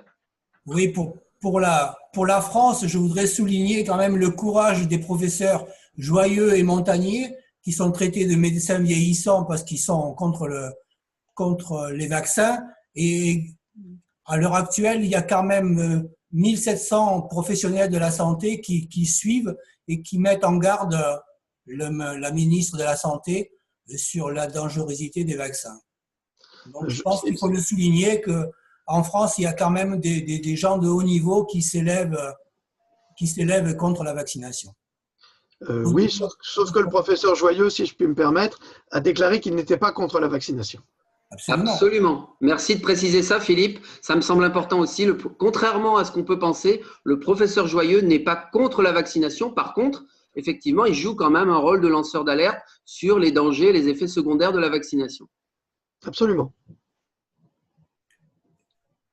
Et peut-être également un petit mot sur les conflits d'intérêts en France entre élus, médecins et labos, et un aperçu, peut-être que vous nous parliez des clubs politiques qui sont sponsorisés par les labos, que vous nous parliez de ce passage-là des clubs politiques qui existent à l'Assemblée et au Sénat et qui sont sponsorisés par les labos. Vous en parlez, c'est dans mon livre Pandora, donc que vous avez lu, je vous remercie. Tout à fait. Où il y a toute une liste, effectivement, d'hommes politiques qui sont, enfin, quand j'ai écrit Pandora, bon, est-ce qu'ils sont encore en place? Il faut le vérifier, mais des élus qui sont, disons, très encourageants par rapport à toutes les lois qui sortiraient en faveur soit des vaccins ou des médicaments, tout simplement parce que les laboratoires offrent à leurs groupes politiques une quantité d'avantages en nature, comme des clubs avec les restaurants, les piscines, les demoiselles, enfin tout ce qu'on veut. Hein, mais c'est exactement ce qu'avait déclaré Philippe de Villiers lorsqu'il était lorsqu'il a fait cette vidéo qu'on peut retrouver sur Internet, dans laquelle il déclare que quand il était ministre européen, eh bien, il avait tous les jours des lobbyistes qui passaient pour lui demander de quoi avait-il besoin, s'il avait besoin d'une voiture, il aurait eu besoin d'une femme ou d'un petit garçon ou d'un homme ou n'importe quoi. On lui aurait tout fourni, en échange de quoi il signait en faveur des laboratoires pour une loi à venir ou pour le glyphosate ou pour des OGM ou pour tout cela. Ça montre l'absolue corruption du monde politique et on peut le voir déjà rien qu'avec l'élection de notre président actuel. Également que vous nous reprécisiez sur Pandora, là vous parliez de la profession médicale qui ne vaccine pratiquement jamais sa famille, mais également qu'il existerait des vaccins pour les grands de ce monde, les politiques, les familles régnantes, etc., expurgés de mercure et d'aluminium. Donc, absolument. Absolument, je vous remercie de cette question. Donc ça, c'est une information que nous avions depuis très très longtemps, mais c'est une information qui circule. Or, cette information a été confirmée par hasard par Angela Merkel au début de l'hiver, qui s'est fait vacciner contre la grippe en déclarant que le vaccin avec lequel elle se faisait vacciner était un vaccin qui était destiné au commun des mortels et non pas à l'élite. Donc pour la première fois, un politique a avoué qu'il existait effectivement les vaccins réservés aux familles royales, à l'élite et aux très riches. Donc tout ça expurgé des pires cochonneries qui s'y trouvent. Voilà, ça veut dire qu'il y a le vaccin du pauvre qui va handicaper, rendre autiste, rendre malade, enfin bref, maladie neurodégénérative. Et puis vous avez le vaccin du riche qui, lui, va pas avoir d'effets secondaires, notables en tous les cas. Et également, je voudrais, et après je vais m'arrêter là, je vais laisser la parole à tout le monde, le système de mise à jour des connaissances des médecins qui se fait pratiquement exclusivement par l'intermédiaire des labos, les congrès, les visiteurs médicaux qui apportent toutes les informations aux médecins, les articles dans les revues médicales qui sont sponsorisés par les labos. Donc en fait, le médecin généraliste, quand il est lâché, après, il n'a plus d'informations, il n'y a plus de remise à jour qui se fait. Donc, un petit peu que vous expliquiez, ça donne vraiment à penser le fait que les médecins ne sont pas entièrement responsables de ce discours, c'est ce discours qu'on leur tient tous les jours et qu'eux tiennent après à leurs patients, quoi. Et après, je vais m'arrêter. Alors, il y a une véritable propagande qui est mise en place par les laboratoires au niveau des études médicales. C'est-à-dire que dès le départ, dans les facs de médecine, on indique que la vaccination, les médicaments, tout cela, c'est très sécurisé, qu'on connaît très bien le métier, et ils grandissent avec ça. À partir du moment où ils sont contestataires, ils n'auront pas leur diplôme, ou alors ils deviennent des médecins ronins, comme on dirait au Japon, hein, et ils peuvent être sanctionnés très gravement par la sécurité sociale. D'autre part, il existe également des petits guides qui sont donnés aux médecins par la sécurité sociale, qui sont des guides de protocoles médicaux. C'est-à-dire que vous allez chez le médecin, vous allez dire tiens, j'ai mal à la tête, j'ai ci, j'ai ça. Dans son protocole médical, le médecin, il a marqué mal de tête, maux de tête, migraine, machin, et tout le protocole. Vous avez tel médicament, tel machin, tel. On n'a même plus besoin d'être médecin aujourd'hui. C'est-à-dire qu'il est obligé de répéter ce qu'on lui a demandé de répéter. Il a été élevé à cela. Alors évidemment, quand aujourd'hui on a des jeunes médecins qui vous donnent un protocole par rapport à une pathologie et vous lui dites mais ça me convient pas, le médecin, moi je l'ai vécu personnellement, le médecin il est perdu et il vous dit ah mais monsieur Gendroc, si on suit pas le protocole, on sait plus quoi faire. Donc c'est là qu'on se rend compte que le médecin d'il y a 50 ans qui lui réfléchissait à pourquoi on attrapait une maladie, comment la soigner, avec quoi, avec des produits naturels ou sans, ou même celui d'il y a 100 ans, hein, ça ne veut pas dire qu'ils étaient forcément mauvais, c'est pas ça.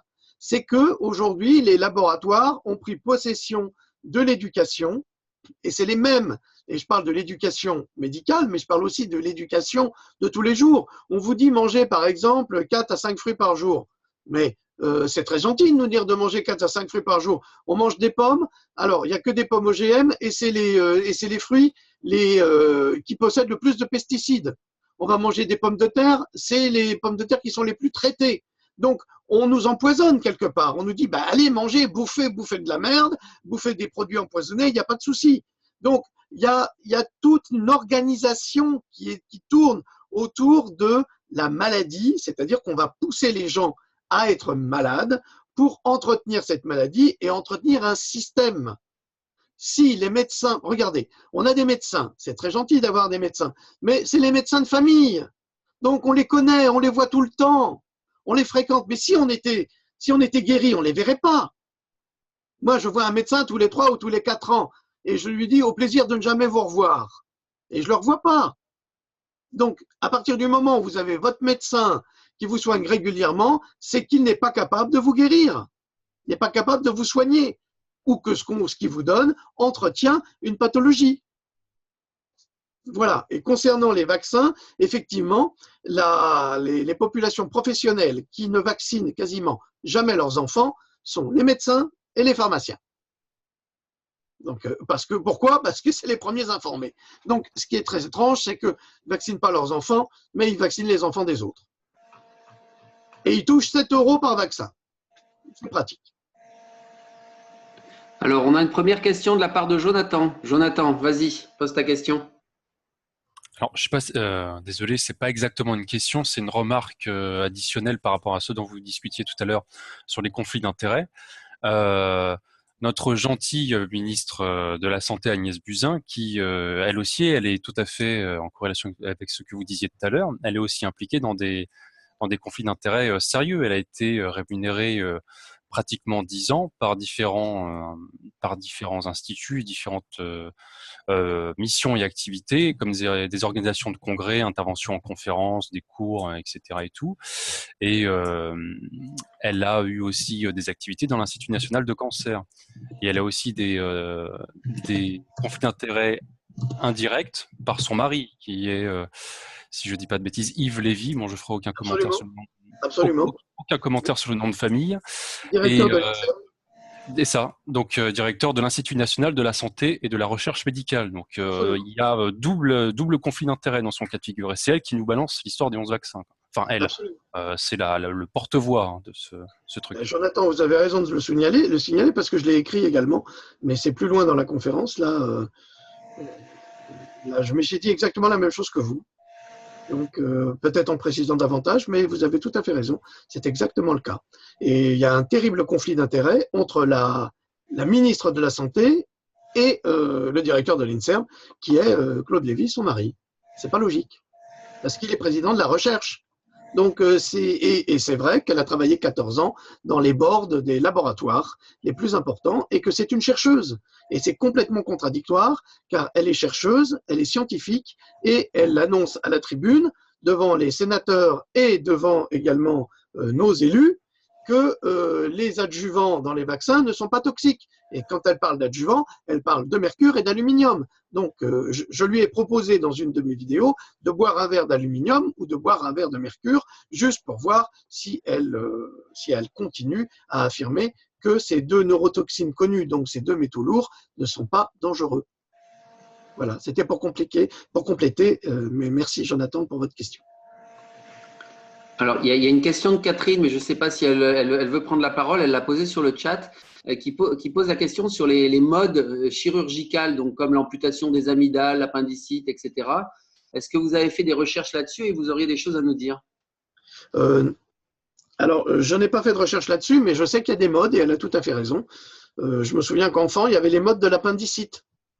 Dans mon village, à chaque fois qu'un gamin avait mal au ventre, c'était appendicite. C'est vrai qu'il y a eu les amygdales aussi. C'est vrai que maintenant, c'est la rate. En ce moment, c'est la rate. C'est la rate qui se dilate. C'est très à la mode. Vous avez un accident, quoi que ce soit, on vous a enlevé la rate. C'est pas grave, vous n'en avez pas besoin. Alors, je vous signale quand même que si nous sommes formés avec tous ces organes, c'est que chaque organe a une fonction, même l'appendicite. Même l'appendicite. Alors évidemment, ça peut s'infecter, mais il y a des techniques naturelles avec des lavements à la camomille qui peuvent éviter justement l'infection d'une part. Bon, c'est des techniques hein, et on peut diminuer avec d'autres produits naturels. Donc je ne veux pas non plus que ça soit mal interprété, attention. Il y a des médecins holistiques qui soignent comme ça et qui soignent très bien. Voilà. Alors, est-ce qu'il y a des questions? Je ne vois pas de main levée. Est-ce que quelqu'un souhaiterait poser une question, prendre la parole, éventuellement donner un témoignage à condition d'être suffisamment bref Marie-Pierre, et concis? Marie-Pierre, Marie-Pierre. Pascal Montoya. Ben moi, j'aimerais savoir ce que vous pensiez de la chimiothérapie.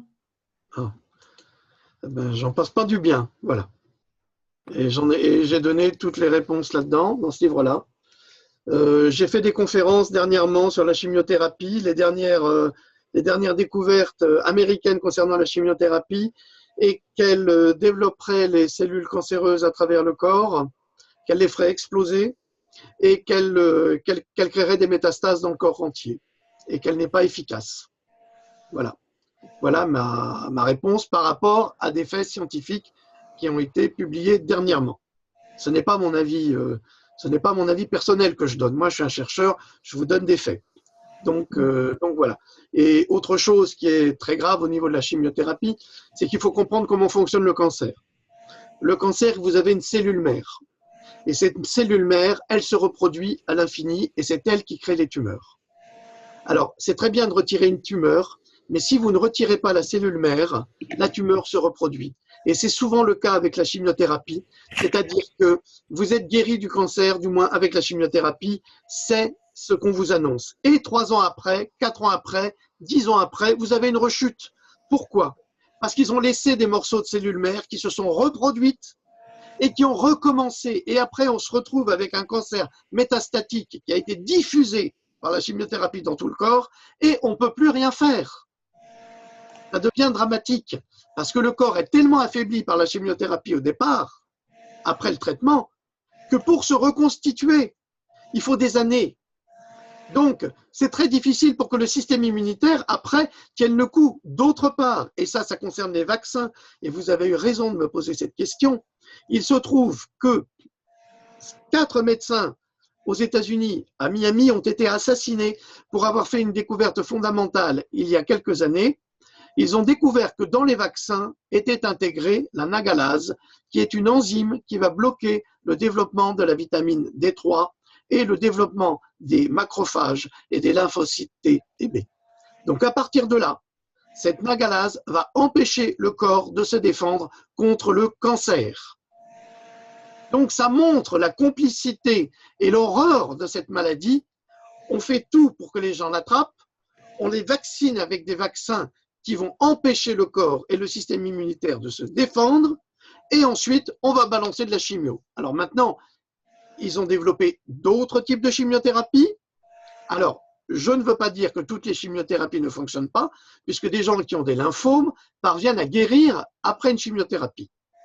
Maintenant, le lymphome, ce n'est pas le cancer du poumon, ce n'est pas le cancer du foie, ni du pancréas, contre lequel on n'a rien, ou presque. Dans Pandora, j'ai donné une solution pour le pancréas. Voilà, pour le foie, j'en ai donné une autre. Donc, je remonte le livre, hein, s'il vous plaît, informez-vous. À Cuba, il y a 4 ans, des médecins ont créé un vaccin qui transforme le cancer du poumon en stade 4 en maladie chronique. C'est-à-dire que vous ne mourrez pas du cancer du poumon, mais vous gardez une maladie chronique, mais vous vivez. Voilà. Alors, est-ce que c'est mieux? J'en sais rien. Mais vous avez aussi d'autres solutions naturelles pour vous guérir du cancer. Mais ça devient de plus en plus difficile puisque maintenant, les laboratoires sont en train de créer des virus OGM qu'ils intègrent dans leurs vaccins. Et c'est le cas du dernier virus vivant intégré dans le virus de la polio, dans le vaccin contre la polio, qu'on fait à ces enfants syriens et qui développent la polio. Donc je rappelle à nouveau qu'on peut guérir la polio, le tétanos, la diphtérie avec de la vitamine C en forte dose et surtout en IV, donc en injection, et également le chlorure de magnésium qui peut même guérir la polio quand elle a déjà commencé à raidir un membre. Et ça, on le sait depuis 1915. Les laboratoires le savent, les instituts de santé le savent, Madame Buzine le sait, ils savent tous ça. Mais ils ne le publient pas. Je vous signale également que 1 kg de chlorure de magnésium ou de sel de Nigari, ça coûte 10 €. Et je peux vous assurer que vous ne vous enfilez pas 1 kg de sel de Nigari ou de chlorure de magnésium quand vous avez le tétanos, la diphtérie, la polio ou je ne sais quelle autre maladie. Voilà. Et il vaut mieux acheter le Nigari d'ailleurs en magasin bio que d'acheter du chlorure de magnésium en pharmacie. C'est pas du tout la même qualité de produit. Non, c'est pas la même qualité de produit, mais c'est mieux que rien. Alors, Ribeiro, vous avez une question? Je vous donne la parole. Oui, bonsoir. Je ne sais pas si vous m'entendez. On vous entend bien. Voilà, d'abord, merci beaucoup, Monsieur Gendroc, pour cet exposé absolument intéressant, comme d'habitude, comme toutes vos vidéos d'ailleurs. Voilà, je m'appelle Serge, j'habite au Grand-Duché de Luxembourg. J'ai découvert totalement par hasard vos vidéos récemment, Monsieur Gendroc, sur YouTube, et j'avoue que à l'audition de la première vidéo, j'ai suivi mes écoutes sur toutes les autres, tellement les sujets abordés étaient à la fois pour moi nouveaux, passionnants, extrêmement instructifs et on ne peut plus intéressants. Simplement une remarque que je souhaitais faire ici, c'était mon constat par rapport à, pour beaucoup de gens, en tout cas dans mon entourage, peut-être suis-je mal entouré, probablement, je ne sais pas, mais du peu d'intérêt manifesté sur toutes ces questions. Parce que dès que l'on aborde un sujet ou l'autre, que ce soit la question vaccinale ou la question concernant les approches de traitement sur les cancers ou autres, dès qu'on est un petit peu dissident par rapport aux idées reçues générales, on est très très vite relégué dans le clan, entre guillemets, des complotistes ou des charlatans illuminés ou Dieu sait autre encore adjectif peu valorisant.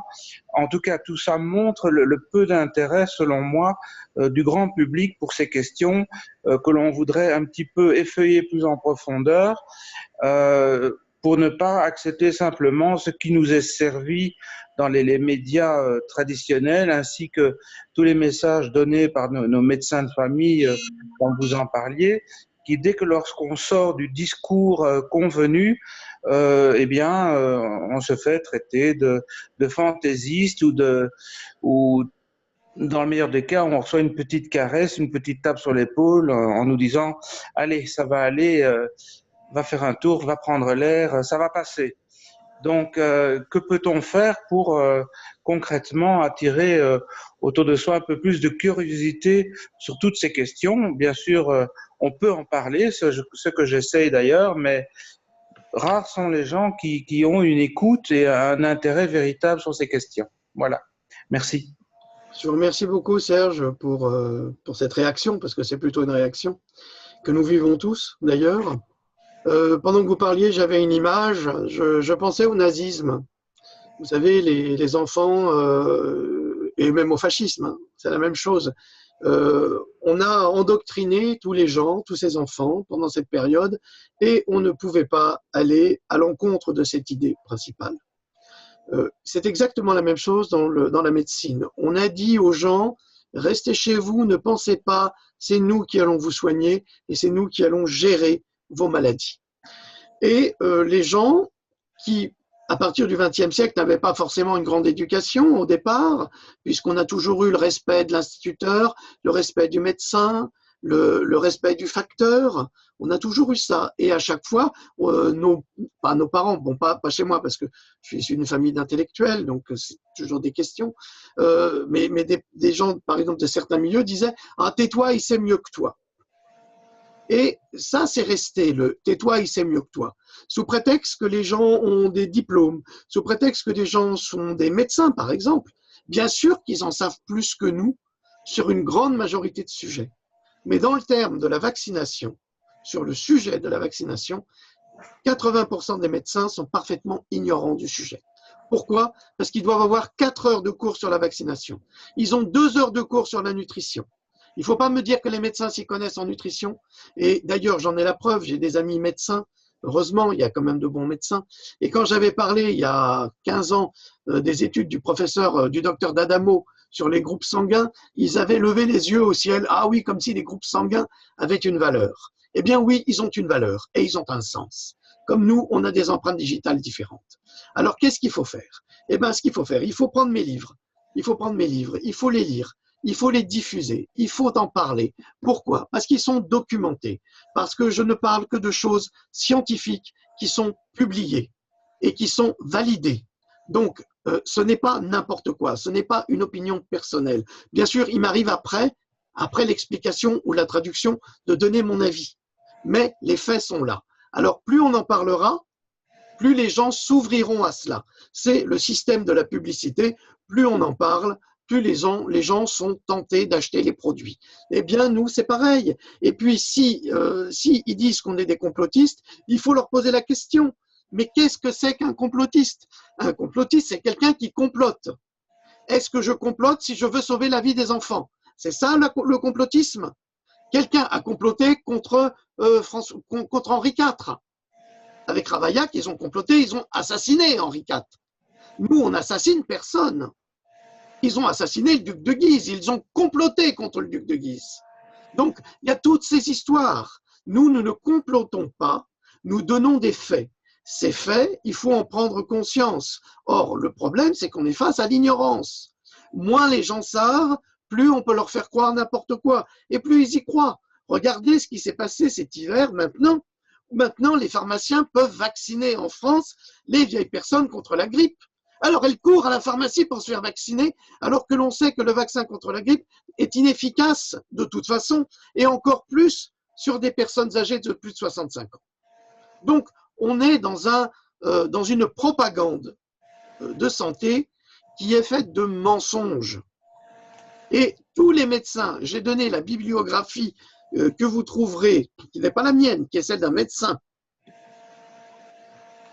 et que je connais pour les avoir lus presque tous.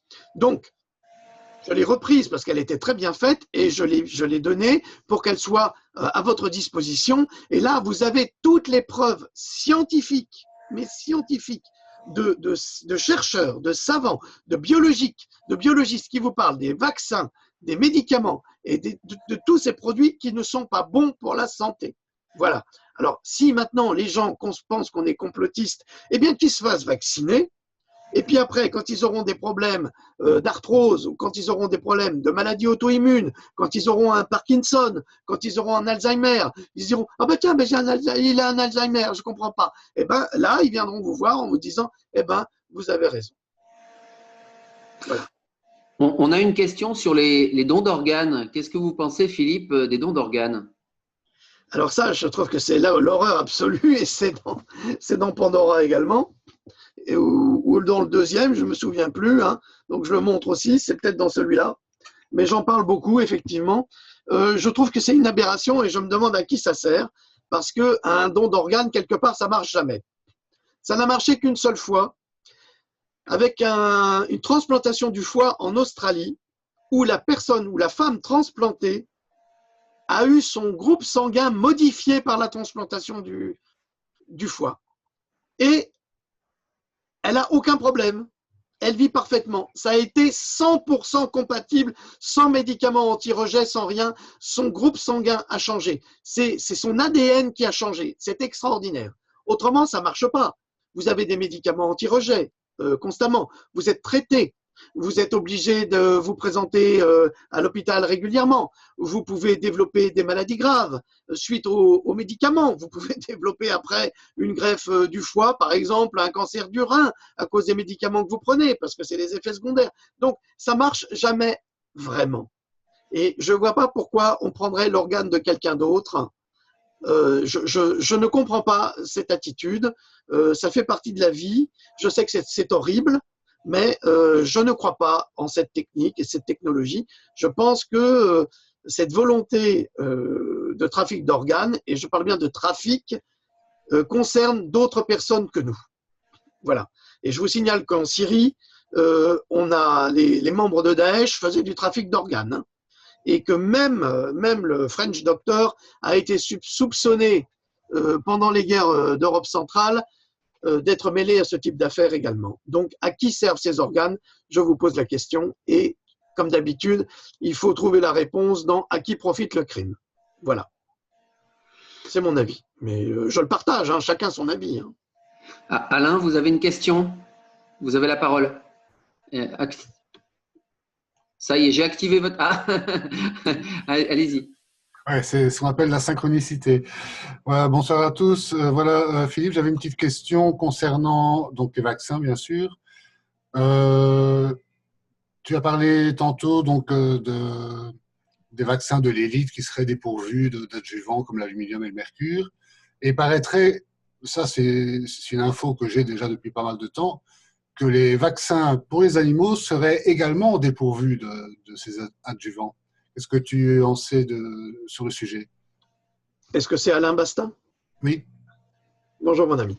Salut. Alors, pour les animaux, effectivement, certains vaccins sont dénués d'aluminium et de mercure, mais ce n'est pas suffisant parce qu'actuellement aux États-Unis, un vétérinaire s'insurge contre la vaccination animale et sur cette dictature de la vaccination, c'est-à-dire qu'il déclare qu'il en a marre de vacciner les animaux pour les tuer parce que les vaccinations diminuent la vie des chiens et chats et de nos animaux de compagnie, ça les handicape et ça crée des cancers. Par exemple, vous avez des animaux, des chiens qui systématiquement, là où ils sont vaccinés, vont créer un cancer. Bon, c'est le cas d'un de mes chiens, hein, d'ailleurs. Il a été vacciné dans la cuisse et il a une grosse boule de graisse, pour l'instant. Ça grossit, c'est comme ça. Mais ça va se terminer inévitablement. Donc, il faut les soigner. Pour les soigner, prenez de la vitamine C, de l'acide L-ascorbique, ça les aidera prodigieusement à essayer de faire fondre ces corps gras et éviter qu'ils se transforment en tumeurs. Mais effectivement, les vaccins contre les animaux sont peut-être un peu moins toxiques, mais le sont tout de même. Et en ce moment, aux États-Unis, il y a un grand débat sur le sujet. Et j'allais traduire justement un article de Natural News sur le sujet qui parle des vaccins des chiens et des chats. Mais c'est une très bonne question. Merci. Ben justement, je vais compléter avec mon petit cas personnel, mon petit Chopin qui est parti il y a 2 ans. Ça faisait 11 ans que je l'avais. Et durant ces 11 ans, j'ai, comme par hasard, oublié de faire ces rappels de vaccins chaque année. Et il est parti à 18 ans. Voilà. La réponse est là. La réponse est là, c'est la même pour les humains. Merci Alain. Voilà. Une personne nous pose la question, suite à un deuxième cancer au sein avec ablation, j'ai évité une nouvelle chimio, mais je dois prendre du létrozole pendant 5 ans. Est-ce que vous connaissez ce traitement et qu'en pensez-vous? Je ne peux pas répondre à cette question. Je suis désolé, je ne peux pas répondre à cette question. Je ne suis pas médecin. Pas de souci. Pas de souci. Jonathan, tu souhaitais prendre la parole? Oui. En regardant pays par pays, est-ce que la dangerosité des vaccins est homogène ou est-ce qu'il y a des pays qui ont une politique beaucoup plus saine, enfin, entre guillemets, hein, sans que ce ne soit pas un oxymore, saine par rapport aux vaccins? Alors absolument, les pays nordiques ont déclaré que ça faisait partie des droits humains et qu'on n'avait pas le droit d'imposer la moindre vaccination aux enfants. Donc, il y a des pays d'Europe qui ne vaccinent où la vaccination n'est pas obligatoire, comme l'Allemagne. J'ai fait toute une liste dans mon bouquin sur les vaccins, tout est là. Ce qui se passe en France est absolument exceptionnel. On n'a jamais vu ça. On n'a jamais vu ça. On n'avait pas d'obligation vaccinale. Paf, Macron est élu et a une obligation vaccinale. Alors après, ils vous disent, oui, mais c'était des vaccins conseillés, nanani, nanana. Mais entre conseillés et obligatoires, c'est pas du tout les mêmes effets. Parce qu'on peut décider de ne pas vacciner. Alors que là, on n'a pas le choix, sinon c'est prison et amende, ce qui est absolument scandaleux. Donc oui, il existe des pays en Europe et dans le monde qui ne vaccinent pas, comme au Japon, il y a des vaccins, mais beaucoup ont été retirés. D'ailleurs, le Gardasil a été interdit au Japon, il a été interdit en Autriche. Et pourquoi il a été interdit? Mais tout simplement parce qu'il y a eu des accidents vaccinaux extrêmement graves. Et ces accidents vaccinaux, il y en a partout dans le monde. Il y en a aux États-Unis, il y en a en France, il y en a en Allemagne, il y en a partout avec ce vaccin, c'est Gardasil ou Cervarix. Et d'ailleurs, le professeur Joyeux a fortement conseillé à ce qu'il ne soit pas fait aux enfants, parce que maintenant, on veut le faire aux jeunes garçons. Et j'ai publié dernièrement sur ma page Facebook, justement, la mort d'un adolescent qui avait été vacciné pour ou contre le Gardasil. Donc, c'est contre le cancer du col de l'utérus, on se demande pourquoi on le fait pour les garçons, et surtout contre le papillomavirus.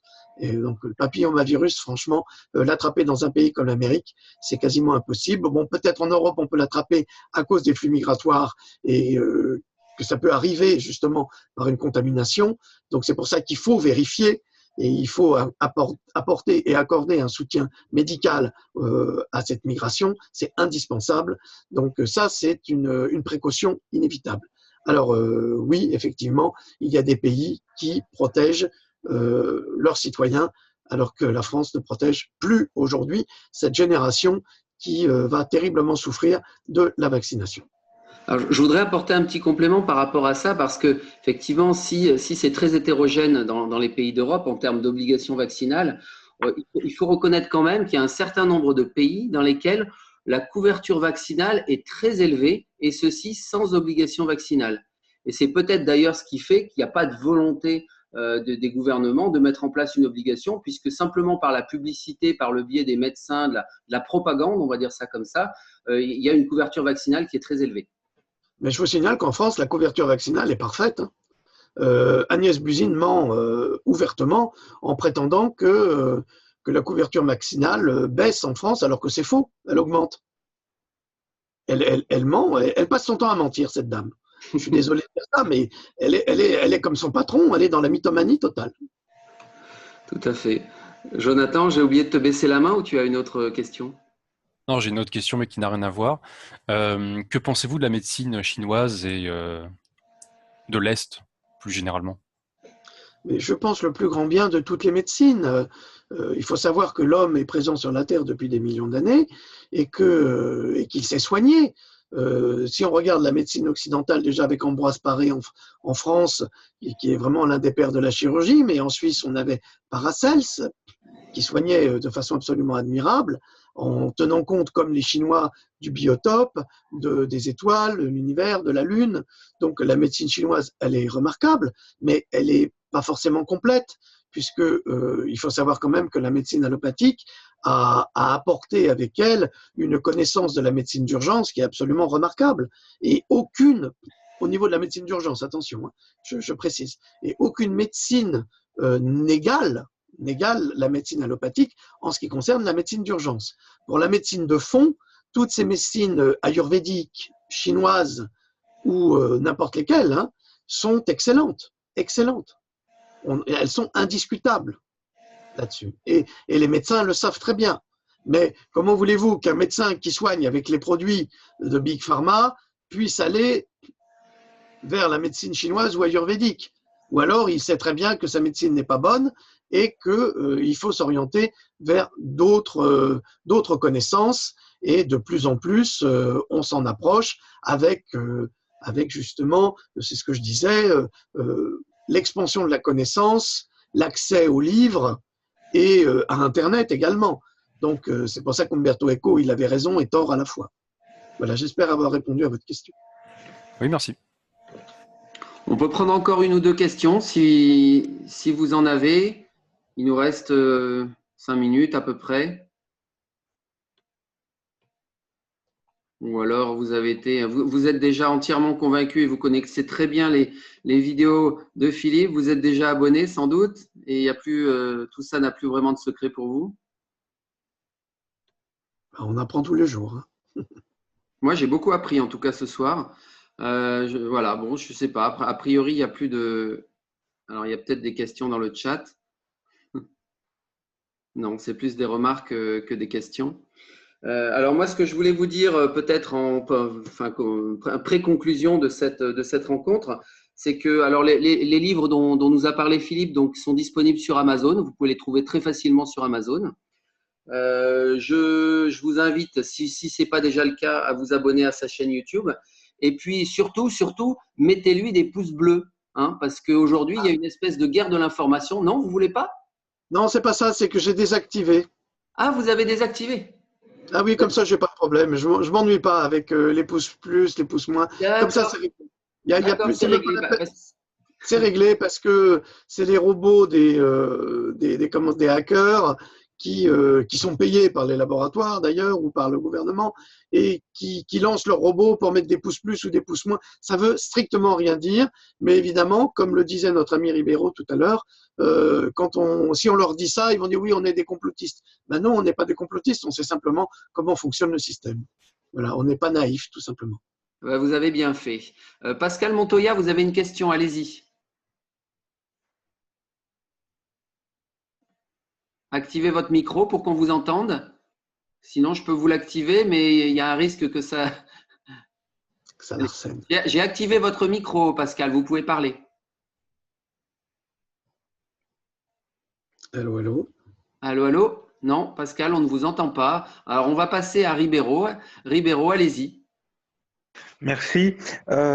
Justement, pour en revenir à vos diverses interventions sur YouTube, vos vidéos, Monsieur Gendroc, j'ai parfois eu un petit regret que vous ayez déconnecté les possibilités de commentaires en dessous de celles-ci. J'imagine que c'est pour ne pas perdre du temps ni devoir se recevoir dans la figure probablement les nombreux commentaires négatifs ou injurieux et autres trolls qui existent partout sur YouTube.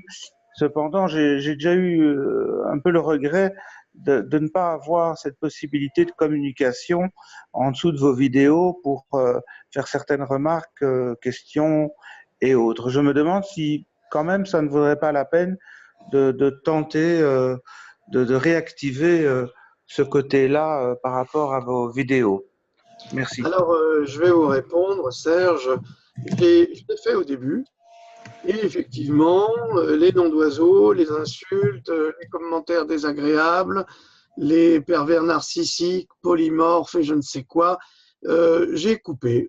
J'ai pas de temps à perdre avec tout ça, mais vous pouvez me contacter sur Facebook sans aucune difficulté. Il y a des gens qui me contactent, qui m'écrivent. Quand je peux, je réponds. Vous imaginez bien que pour faire tout ce travail, il faut beaucoup de temps. Je n'ai pas toujours le temps de répondre. Je reçois des courriers réguliers et quand ils sont bien intentionnés, j'y réponds le plus souvent d'ailleurs. Chacun peut en témoigner. Pascal Montoya, par exemple, est une personne qui m'a contacté par Facebook et avec qui j'entretiens une correspondance parfois, qui m'écrit, qui me pose des questions, je réponds, elle m'écoute, elle respecte ce travail que je fais. Donc voilà. Donc, si vous voulez entretenir une discussion, me poser des questions, vous passez par Facebook, il n'y a pas de souci. Oui, mais merci beaucoup. Moi, je suis d'ailleurs affilié à votre page Facebook également. Cependant, malgré tout, je persiste à penser que les remarques visibles de tous en dessous de vos vidéos pourraient permettre un échange plus ouvert et large parmi tous les gens qui vous suivent et qui le font de manière constructive et positive, bien entendu.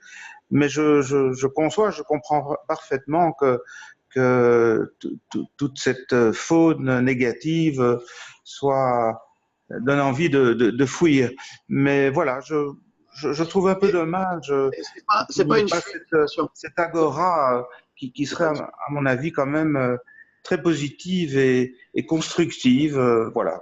Maintenant, oui, c'est un choix qui est le vôtre, hein, bien sûr. Oui. Vous ne vous rendez pas compte du travail que ça représente. Non, sans doute pas. C'est un travail considérable.